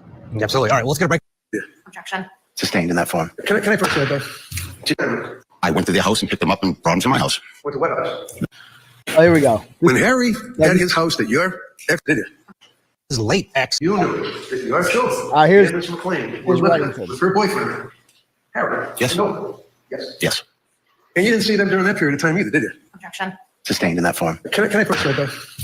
Sustained in the form. Oh, I'll try another. When Harry had his house that your ex-wife was living in with your 3 children, for that period of time, 2019, 2000, December of 19, when you got married, you had not visited with your children. Yes, I have. Sorry? Yes, I do. Yes, I did. Look at Reddington's trying to be like, you're a bad father. Like I don't like this move by him. This guy was likable, and for Reddington to get up there and be like, "You're a bad father. You didn't see your kids very often." Like, whoa. Not sure how that's going to play with the jury, my dude. I went to their house and picked them up and brought them to my house. Went to what house? The house that she was living in Dover. So you weren't allowed in the house. You had to park on the street. I had to park on the street, yes, sir. All right, one second. Sustained. Rephrase it, please, and just wait for an objection. Sorry, thank you. Can you ask the question again, Mr. Harrington, please? You had to park out in the street, right? Yes, sir. Okay. And you'd park out in the street to pick up your kids. And would you agree with me, sir, that before the pandemic, shall we say, that you and Ms. McLean were not getting along? Isn't that right? Sustained. Would you suggest, sir, that you were angry because Ms. McLean was allowing Chris? She's objecting. Ask the question. Don't answer until there's an objection, sir. Well, you were upset that she was allowing Chris Foley to stay in Harry's house, weren't you? There's During the Chris, pandemic? so Chris Foley was her ex, was the woman who just called. That's her ex, or baby daddy, whatever. So he's upset that you're allowing Chris Foley to stay there. She's saying. Okay, that's sustained.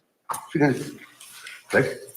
So during this period of time, sir, during the pandemic, you would agree with me that you had issues, if you will, with Kathleen McLean, correct? Objection. Overall, just a yes or no.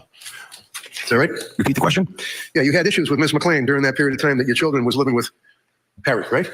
No. Can you just specify the, Mr. Reddington, can you specify the dates, please? The actual dates, okay. The dates that you're referring to when you say period of time. So in December of 19, they get married, right? Yeah. You knew they got married. Yes. She told you they got married, right? Yes. And you didn't like that, did you? Objection. Sustained. Were you paying child support? Yes. Sustained. Can I push that? Yes. They went to we kept the original sidebar talking about the email. That's where we're picking it up. And what was the substance of that email? She was saying he was saying that he wants to get back into the relationship and he's willing to go to I'm just going to stop you right there. So when you say he, who do you mean? Harry. And what's the date on that email? So this is like triple level hearsay. Is that an objection? Yes, it is. I apologize. All right, rephrase sustained. Rephrase the question, please. Okay. And Katie sent to you, it's a screenshot, is that correct? Screenshot, correct. And after you read that email, did you receive another text message from Katie, or did you have a conversation with her regarding the substance of that email? I don't remember. Do you remember discussing the email with Katie? Yes. Do you remember discussing the reconciliation with Katie? Yes. And what were her feelings on reconciling with the defendant in April of 2020? Overall. Answer? Yes, please. She wanted to get back together so the children have a stable place to be in. On May 8th of 2020, did the defendant return from Florida? Yes. What was your understanding of why he was coming back? Sustained in that form. How did he get back from Florida? He drove. Did you have any part in that? Yes, I drove Katie to New York and dropped her off, and she drove back with him. Who else was in the car when you drove Katie to New York? My 3 children. When you dropped Katie off in New York, did you see the defendant? Yes. And at that point, is it your understanding that Katie and the defendant continued to drive back to Massachusetts from New York? Yes. Where did he stay when he got back, if you know? Don't know. Prior to the defendant coming back to Massachusetts on May 8th of 2020, did you have any conversations with Katie regarding where the defendant would stay when he returned to Massachusetts? Overall. She asked me if he could stay at, I have a 2-family apartment. She asked me if he could stay there. I said it was rented and he couldn't. Were there any other conversations you had about where the defendant could stay once he returned? So she asked her ex, can Harry stay basically in your apartment? That's fucking crazy. This guy's a good sport, man. But again, it kind of shows too that like this guy never he was married to her too. He never killed her, right? She's the same person, isn't she? And he resisted the urge to put hands on her. So kind of, you know what I mean? It's like, he seems like a nice fucking guy. This guy, really nice guy. You're like, he's a carpenter. He's got like, you know, like you can tell he really loves his kids. I guess he couldn't see the kids sometimes because of the ROs. That made it difficult. And she was telling the story about how he would have to park at the end of the driveway and shit like that. Like, but this guy seemed, I feel like this guy just got along with her. I think he knew what she was all about, but he was just like, he had to keep it together for the kids. He had to keep it together and not fight with her because she had access to his kids. And people like that are vindictive and have access to your kids, that's a scary thing. You got to keep them happy. You got to bite your tongue You can't argue with them. You know what I mean? And so it can be done. That's what I'm saying. Even I don't care how crazy a person is, right? You can't choke them to death, for crying out loud. Jesus Christ. To Massachusetts in May of 2020. Overall. One of her possibilities was staying at her mother's condo in Belmont. So Katie was actively That was empty. That was empty. I'm sorry to interrupt. So Katie was actively looking for places for the defendant to stay. Yes. Turning your attention to May 15th of 2020. Do you remember that day? Just say the date again, please. May 15th of 2020. Yes, I do. What happened on that day? I believe I got a phone call from one of her friends. Do you remember that friend's name? No, I don't. As a result of that phone call, what did you do? I called her phone several times. I called the children, and then I called. So somebody asked, "How do you know she was evicted?" Who said she was evicted? The woman I had on earlier, Chris's ex, said that she dealt with her. So I don't know. I didn't know Katie McLean. I don't know any of these people. All I know is what other people say. This is what people are saying. You know what I mean? So she came on. She told her version of the story. That's that. That hotel that I received the name from that friend. When you say that you called her cell phone several times, who do you mean? Katie's cell phone. Did you receive any answer? No answer. You stated that you contacted your children? Yes. Were you able to speak with them? Yes, I did. You also stated that you contacted the hotel? Yes, I did. Did you speak with somebody at the hotel? Yes, I did. After making all of those phone calls, what did you do? I drove to that hotel. What happened when you got to the hotel? I saw an ambulance taking Harry out in a stretcher. Then what did you do? I drove to Dover to where my children were. Did you enter the house? Yes, I did. Where did you go? He did this while the kids were in the house too. Like that's fucked. Well, that to me, doing it with the kids in the house too, that quite frankly is exculpatory when it comes to murder, premeditated murder. If you're gonna plan to murder somebody, you're not gonna do it when the kids are in the house, right? I feel like that would. I haven't heard Reddington bring that up yet, but that sounds exculpatory to me. Oh, in the house. Went into the kitchen and then up to the kids' rooms. Who was in the house when you entered the house? My 3 children. Where were they located when you first went into the house, if you can remember? I don't remember where they were. I yelled out to them. They came to me. You stated that you went up to their bedrooms? Yes. Did you make any observations of the floor when you were in the house on May 15th of 2020? Yes, I saw some black dots that were on the floor that looked weird. Had you seen them before when you had been in the house? Never. Ms. Gilman, could you please place Exhibit 195 on the screen? Miss Gilman's in there. Miss Gilman's back doing her thing.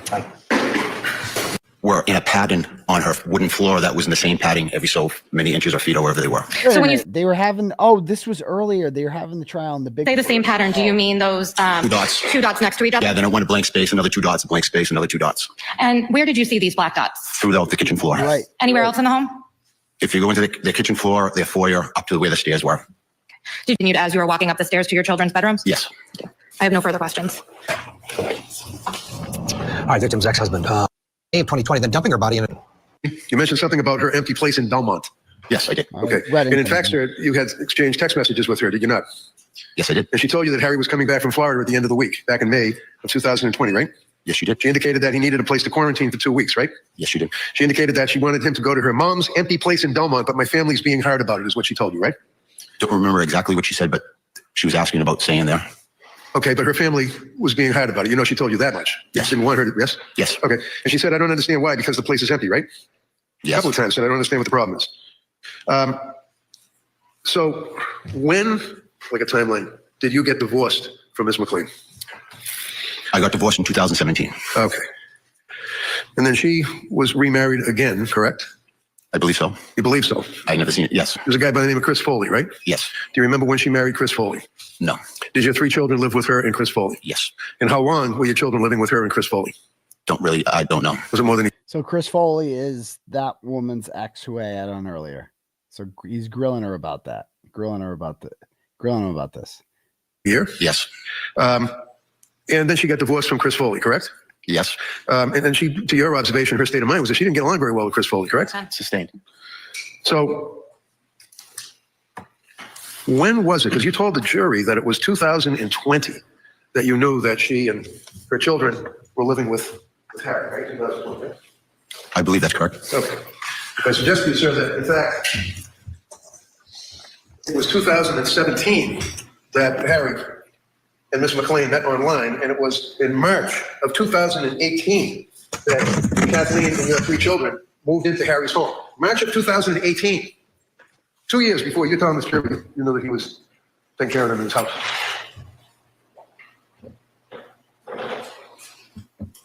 I'm not sure how I would feel about that as a man. Like, if my ex-wife just met some guy on Bumble, like, immediately, and is like, me and the kids are just moving in with this new guy, I'd be like, whoa. Those are my... That's got to feel powerless if you're this guy.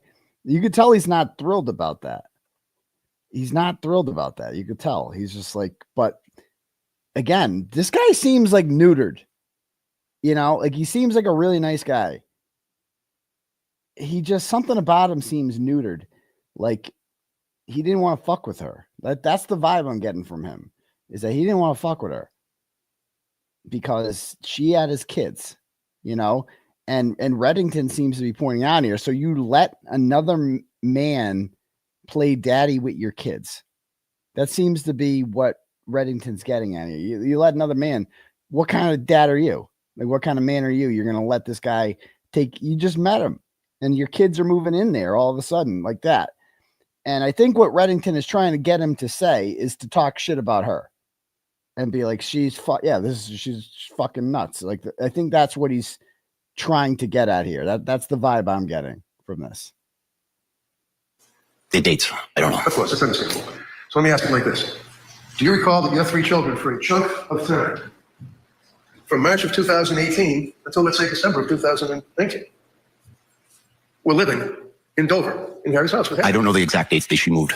Understandable. You don't have to know the exact dates. I just want to make sure that it's understood that well prior to 2020, you knew that your children and Ms. McLean were living with her boyfriend, Harry. Yes. No. Yes. Yes. And you didn't see them during that period of time either, did you? Objection. Sustained in that form. Can I put that back? Just sustained in the form. Form. All right, I'll try another one. When Harry had his house that your ex-wife was living in with your 3 children.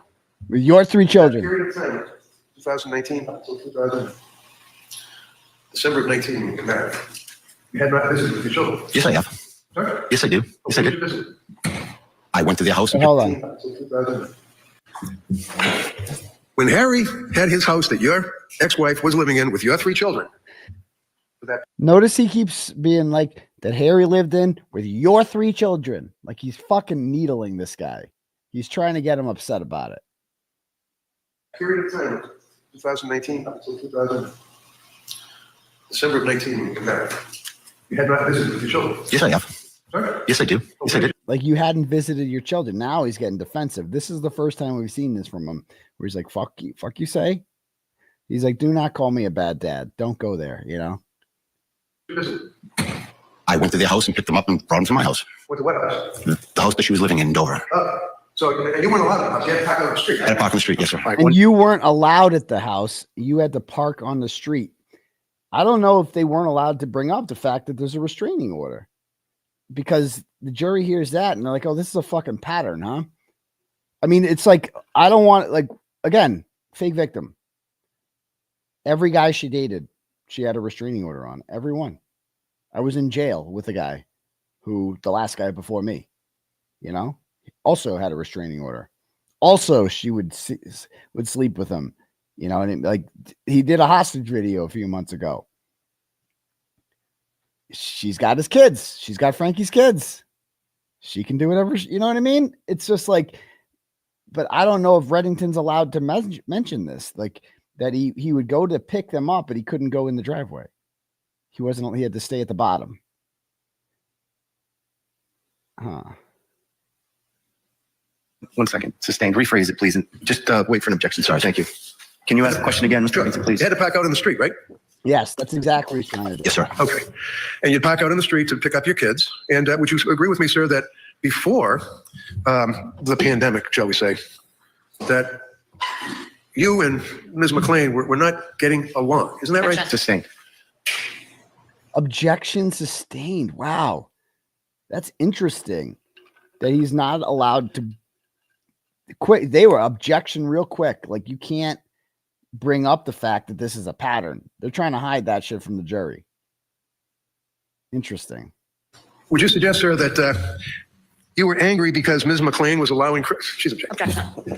All right, ask the question. Don't answer until there's an objection, sir. Well, you were upset that she was allowing Chris Foley to stay in Harry's house, weren't you, during the pandemic? Okay, that's sustained. Okay. So during this period of time, sir, during the pandemic, you would agree with me that you had issues, if you will, with Kathleen McLean, correct? Objection. Overall, just a yes or no. Is that right? Repeat the question. Yeah, you had issues with Ms. McLean during that period of time that your children was living with Harry, right? No. Can you just specify the, Mr. Reddington, can you specify the dates, please? The actual dates, okay? The dates that you're referring to when you say period of time. So in December of 19, they get married, right? Yeah. You knew they got married. Yes. And she told you they get married, right? Yes. And you didn't like that, did you? Objection. Sustained. Were you paying child support? Yes. Objection. Sustained. They put that? Yes.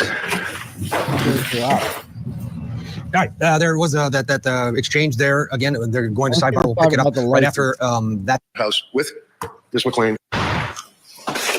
So you knew after they got married, you knew prior to the time they got married, that your children were living in that house with Ms. McLean and Harry Tuerk, right? Yes. Yes. And you know that, for example, as counsel has already elicited or brought out, that your son Sam has certain issues that require IEPs in the school and things of that nature, Wow. right? Yes. A lot of intensive. Wow. Bringing up your kids' IEPs and shit, dude. Oof. That's not a good look. Yikes. Attention, correct? Yes. You never went to one meeting in the school at all regarding your son's condition, did you? Sustained. Wow. Did you know, sir, that Harry would go to the meetings for your son? Objection. Wow. Did you ever take your kid out in the car, your daughter, and teach her how to drive the car? Objection. Sustained. You know, Oh, dude, that was the part. That was fucking cold what Reddington did right there. You didn't go to the IEP meetings and yeah, like he's basically saying like Dr. Tuerk was the fucking daddy, wasn't he? Yeah, where the fuck were you? And this guy, he's needling. I see what he's doing here. He's needling this guy to mention the fact that I couldn't go. There was a restraining order on me. That's what he's trying to do here. He's trying to get this guy to talk about the restraining order that he's not allowed to talk about. Oh, I didn't get it at first because he's like, look at, he's laughing. He's just like, that's his way. Like he's been like, oh, motherfucker, you know, I can't talk about this. You know, I can't fucking talk. Oh, he's like, you're coming after my manhood here. You know, like you're calling me, you're making it seem to this jury like I'm some deadbeat dad who doesn't go to his kid's shit and blah, blah, blah. But you know, I'm not. You know the real reason why I couldn't do that. And I can't fucking say it. I get it now. When I first watched this earlier, I didn't quite get what Reddington was doing. I'm like, he's just being a dick, huh? Now I get it. He's needling this. He's trying to get this guy to mention her past. Like the fact, and because if the jury hears that, like this guy, that she did this with other exes, you know, that it's going to make Tuerk more sympathetic to the jury. I think that's what Reddington's trying to do here. Objection. Sustained. How old were they at the time? Sustained, sir. The How, objection sustained. You don't answer how that. old were they at the time? Oh, you heard that? Listen to what he says. did you ever take your kid out in the car, your daughter, and teach her how to drive the car? Objection. Sustained. You know what you did? Objection. Sustained. How old were they at the time? Sustained, sir. Objection. The objection sustained. You don't answer that. So the police talk with you, and So somebody's saying you wrong. There was an order on the second husband and third, not this guy. That's not what she said earlier. Again, that's just what I'm just reporting what she said. So it sounds like there's a fucking order, though. He had to like wait at the bottom of the driveway. Why would he have to do that? Why? Why would he, if there was no order, why wouldn't he just go up and knock on the door?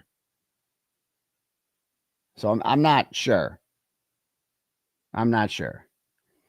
I think this guy's the first husband.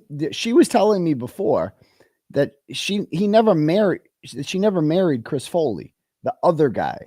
She never married him. That was all fake, and they weren't allowed to mention the fake marriage. This whole thing's fucking crazy, man. They got married at a drive-through, a goddamn drive-through in Vegas.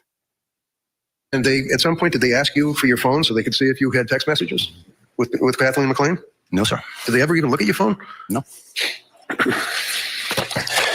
Now, you know that in December of 2019 that Harry and Ms. McLean had gotten married, right? Or thereabouts.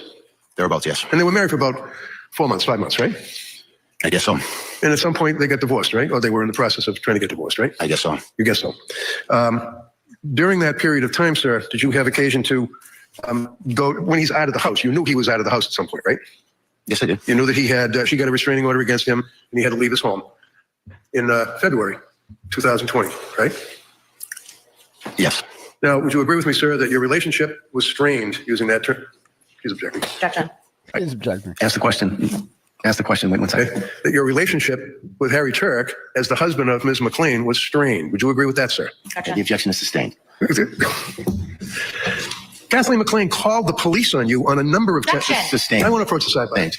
Kathleen McLean called the police on you on an objection. What? That's fucked up. They should be. I'm sorry, but you should be allowed to talk about that. What is with the Commonwealth always trying to hide shit? If you have a strong case, then you have a strong case. Then the facts won't change that. You know, the facts won't change it. That would be even Auntie Bev would. I mean, Karen Reed's allowed to bring up the fact that John was shit-faced, right? They are just like, yeah, she is on one. Like I'm saying, they were like, she was real quick with that objection that he was arrested. Like, what do you say here? Strained. Would you agree with that, sir? The objection is sustained.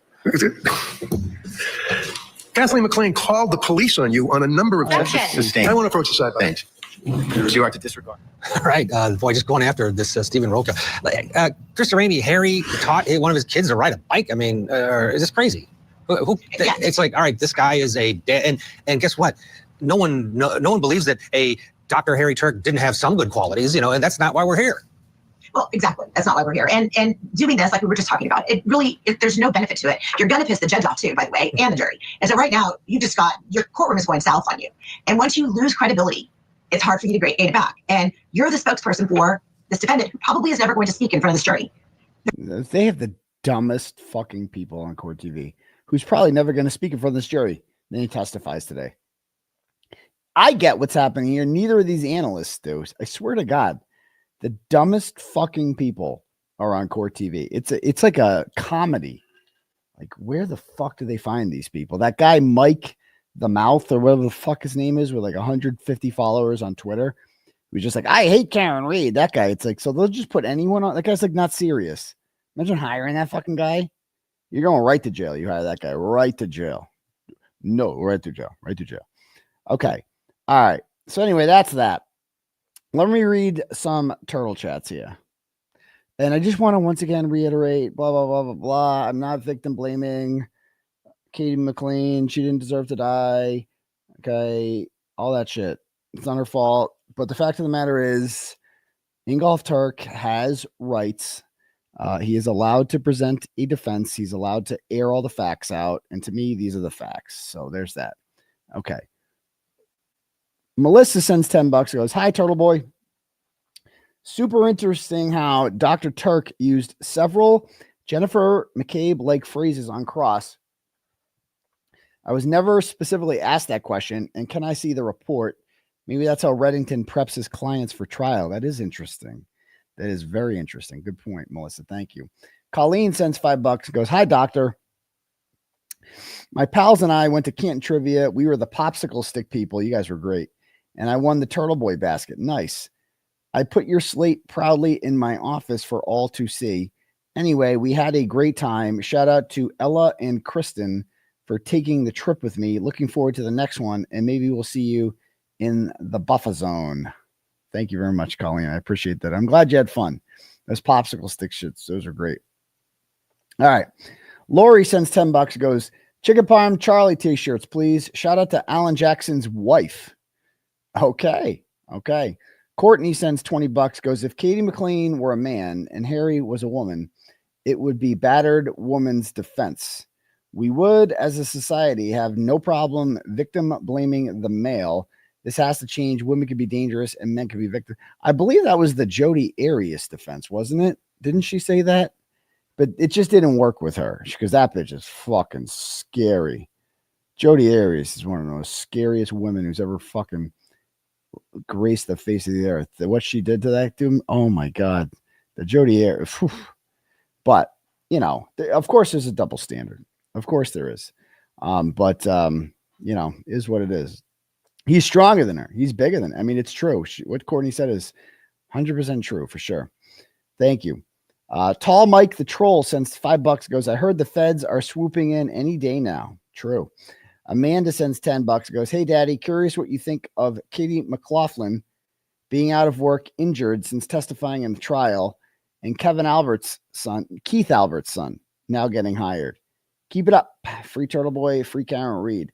I don't think much about it at all. I hope that they really grill Katie McLaughlin on all those pictures again with Caitlin Albert, I think. And you know what else they need to really, have I seen Jodi Arias' nudes? No, I haven't. I can't say that I have, but I would like to see them really hammer home. Like, they have to call Kevin Albert. Like, they need to explain why Kevin Albert chose her, hand-delivered her, Katie McLaughlin, to Michael Proctor on January 30th. Why her? There was a whole bunch of firefighters there that day, and he's like, we're going to get her. She's going to be the only one that you speak with before Karen Reed's arrested, her.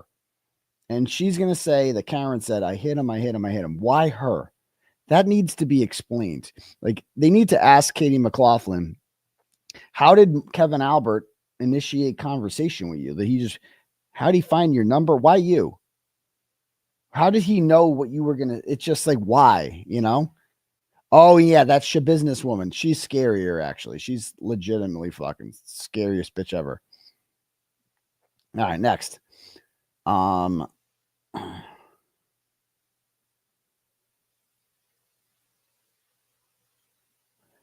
Let's see. Rhonda sends $25 and goes, tell me, does any of the judges like Auntie Bev, or do they give her a fake smile and then flip her off when she passes? Teeter's mom.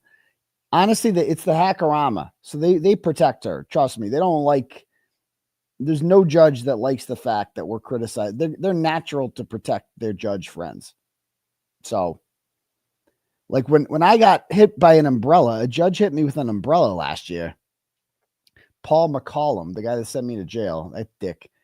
I'm standing in the registry of deeds. I got my phone out, and remember, he fucking hit my phone with his umbrella. I'm like, everybody's witnessed it. I'm like, that dude just hit, the judge just hit me with an umbrella. And I'm like, should I go to the police and say assault? Like, dude just fucking hit me with an umbrella. And my lawyer was like, He goes, you do that. This other judge, Pomerol, he's fair to you in there. Like, if you fucking file a criminal complaint against another judge, that's how you make the other judges not like you, So there's that. All right. Lane sends $10, goes, what's up with the John O'Keefe billboard dedicated to Krusty's videos calling Karen Reed a killer while jury selection is in progress? Is that real? Also, I ordered 3 free Karen Reed magnets from you and received in a couple short days. Nice. Sporting them in Fort Lauderdale and West Palm Beach, spreading the word, free Karen Reed. Yeah, it is interesting. When we put a billboard up, we were accused of trying to rig the jury pool, and they put it up right during jury selection. That's interesting. Again, I think they should be allowed to do it. It's free speech, but when we do it, it's called witness intimidation. So, and rigging a jury. So that's just another double standard. Chrissy sends $10, goes, do you think Brian Albert will wear another Chomo cardigan when he testifies? I'm sure he'll look just like fucking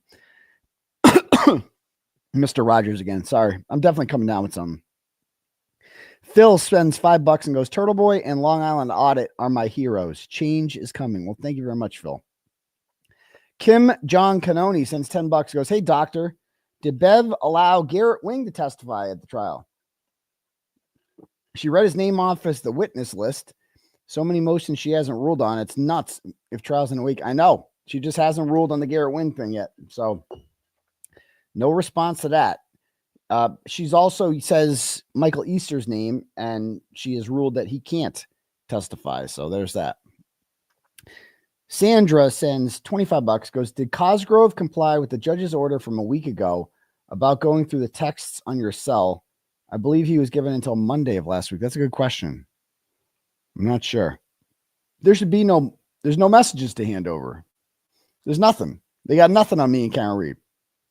They wanted the Yannetti messages and they can't get those. So there's that.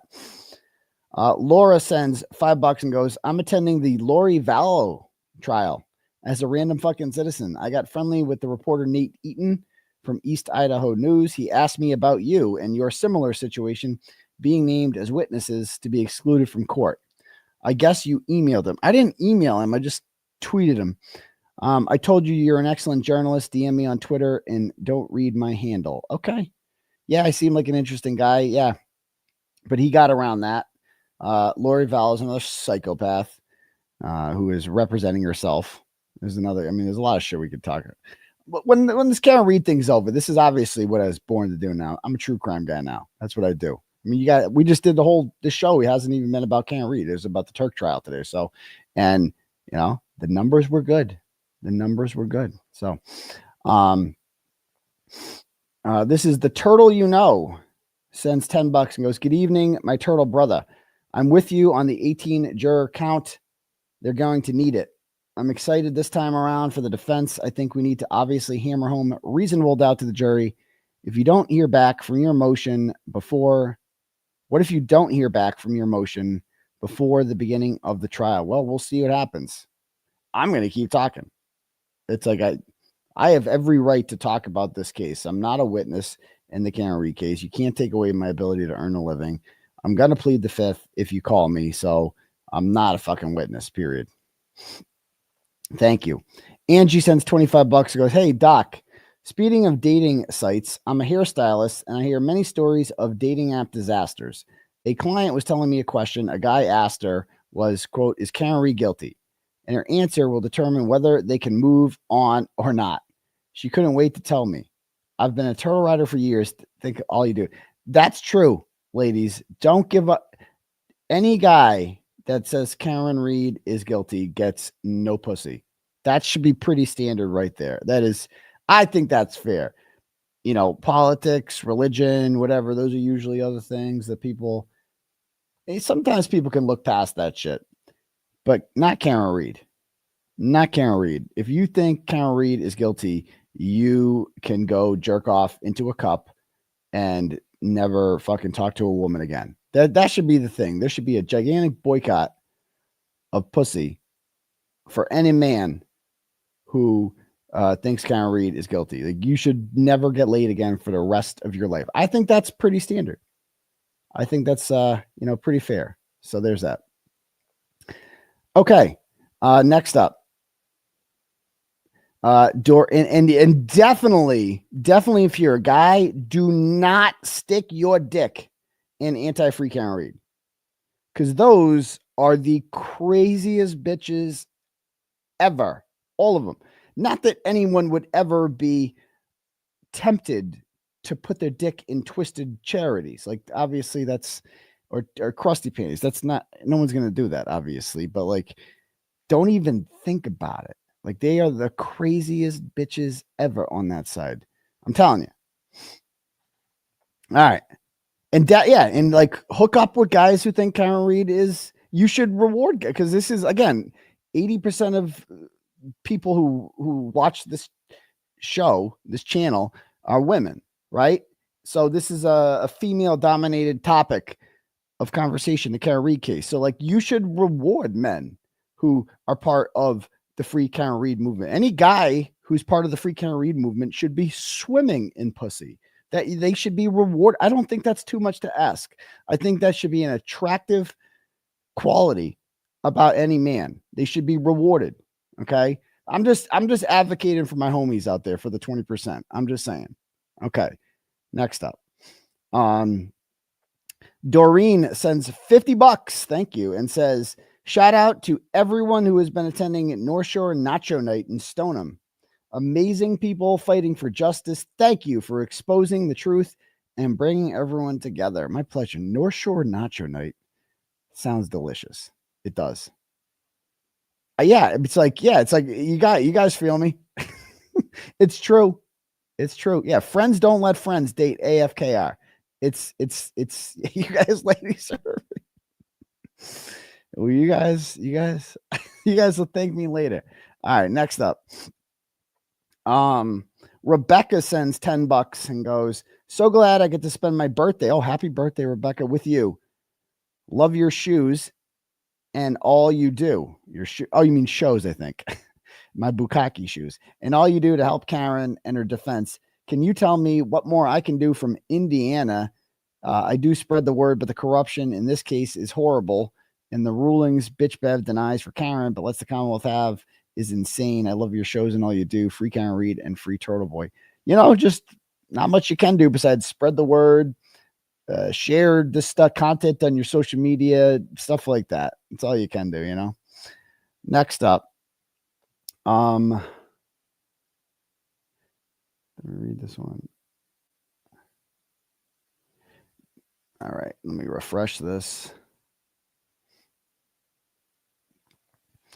Brittany sends $5 and goes, Michael Easter is still on the list because he is going to testify on cell phone location. The Commonwealth did not exclude him from that. Is that true? I did not know that. That's very interesting. Thank you. Former subscriber sends $5 and goes, I've been subscribed for about a month, but I'm unsubscribing to your channel. Ooh. Because some moderators are so rude. Oh, gosh. Is this a Jen Altman thing again? Okay. To other people, which I called out. I've bought 2 shirts and donated money to help with your defense. I wish you well, Aidan. Hope you can find better mods. Admins on Facebook are no good either. Yikes. I just joined over there. Really enjoyed some of the chat convo Sunday. Wish all mature individuals well. I mean, that's you kind of demand, like I don't like that. I appreciate the $5. Don't get me wrong. But I like my mods and I like my admins. They do a lot of work. Not work. It's not like, crazy work. The Facebook admins definitely do a lot, but it's a thankless job. It's a thankless job. And I like to think they do a good job. Nobody's perfect. They try to clean. They try to get rid of the gutter trash, the riffraff. If you get caught up in it and you're not a bad person, just, make a new account. You'll be okay. But you can't come to me, though, and be like, here's $5. Fire all your mods or else. I can't. I don't like that. It seems a little bit threatening, So. Or, at least if you want me to fire a mod, you got to send me at least 50. You can't send $5 and tell me to get rid of mods. I can't do it. I can't de-ranch someone for $5. Can't do it. All right. Samantha sends $25 and goes, I don't think you're victim blaming. That dude clearly snapped. And who wouldn't under those circumstances? Me, I wouldn't snap, just to be clear. But the case doesn't have the same level of corruption as Karen Reed. The Alberts need to be exposed. Absolutely get Kevin Albert on the stand. Exactly. Okay, let me refresh that. Okay, let me check my Cash App. Whew.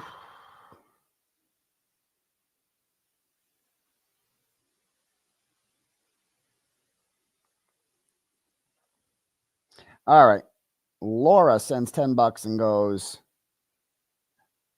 has no comment. Thank you, Laura. Michelle sends $5 and says, did Brian Albert have a police scanner he was listening to? I have no clue. Ashley sends $5. Yeah, some of the questions you guys asked. The fuck do I know? Ashley sends $5 and goes, Doctor, tell Skeeter we say hi. Dan and Ash. Hi, Skeeter. What's good? Cool. All right.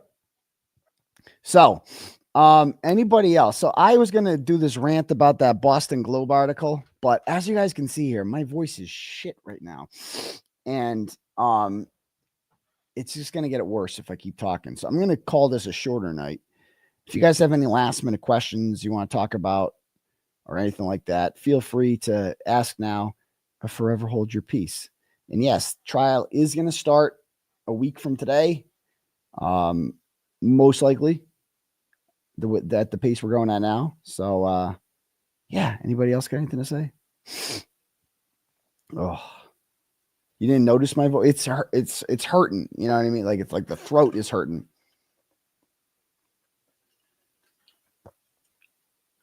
Oh, I adore you too, KT. Thank you very much.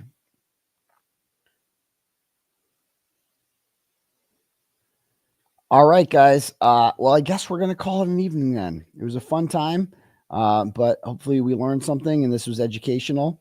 And we will see you guys all for Sex Cult Thursday night, and we'll see everybody else for the weekend show. All right?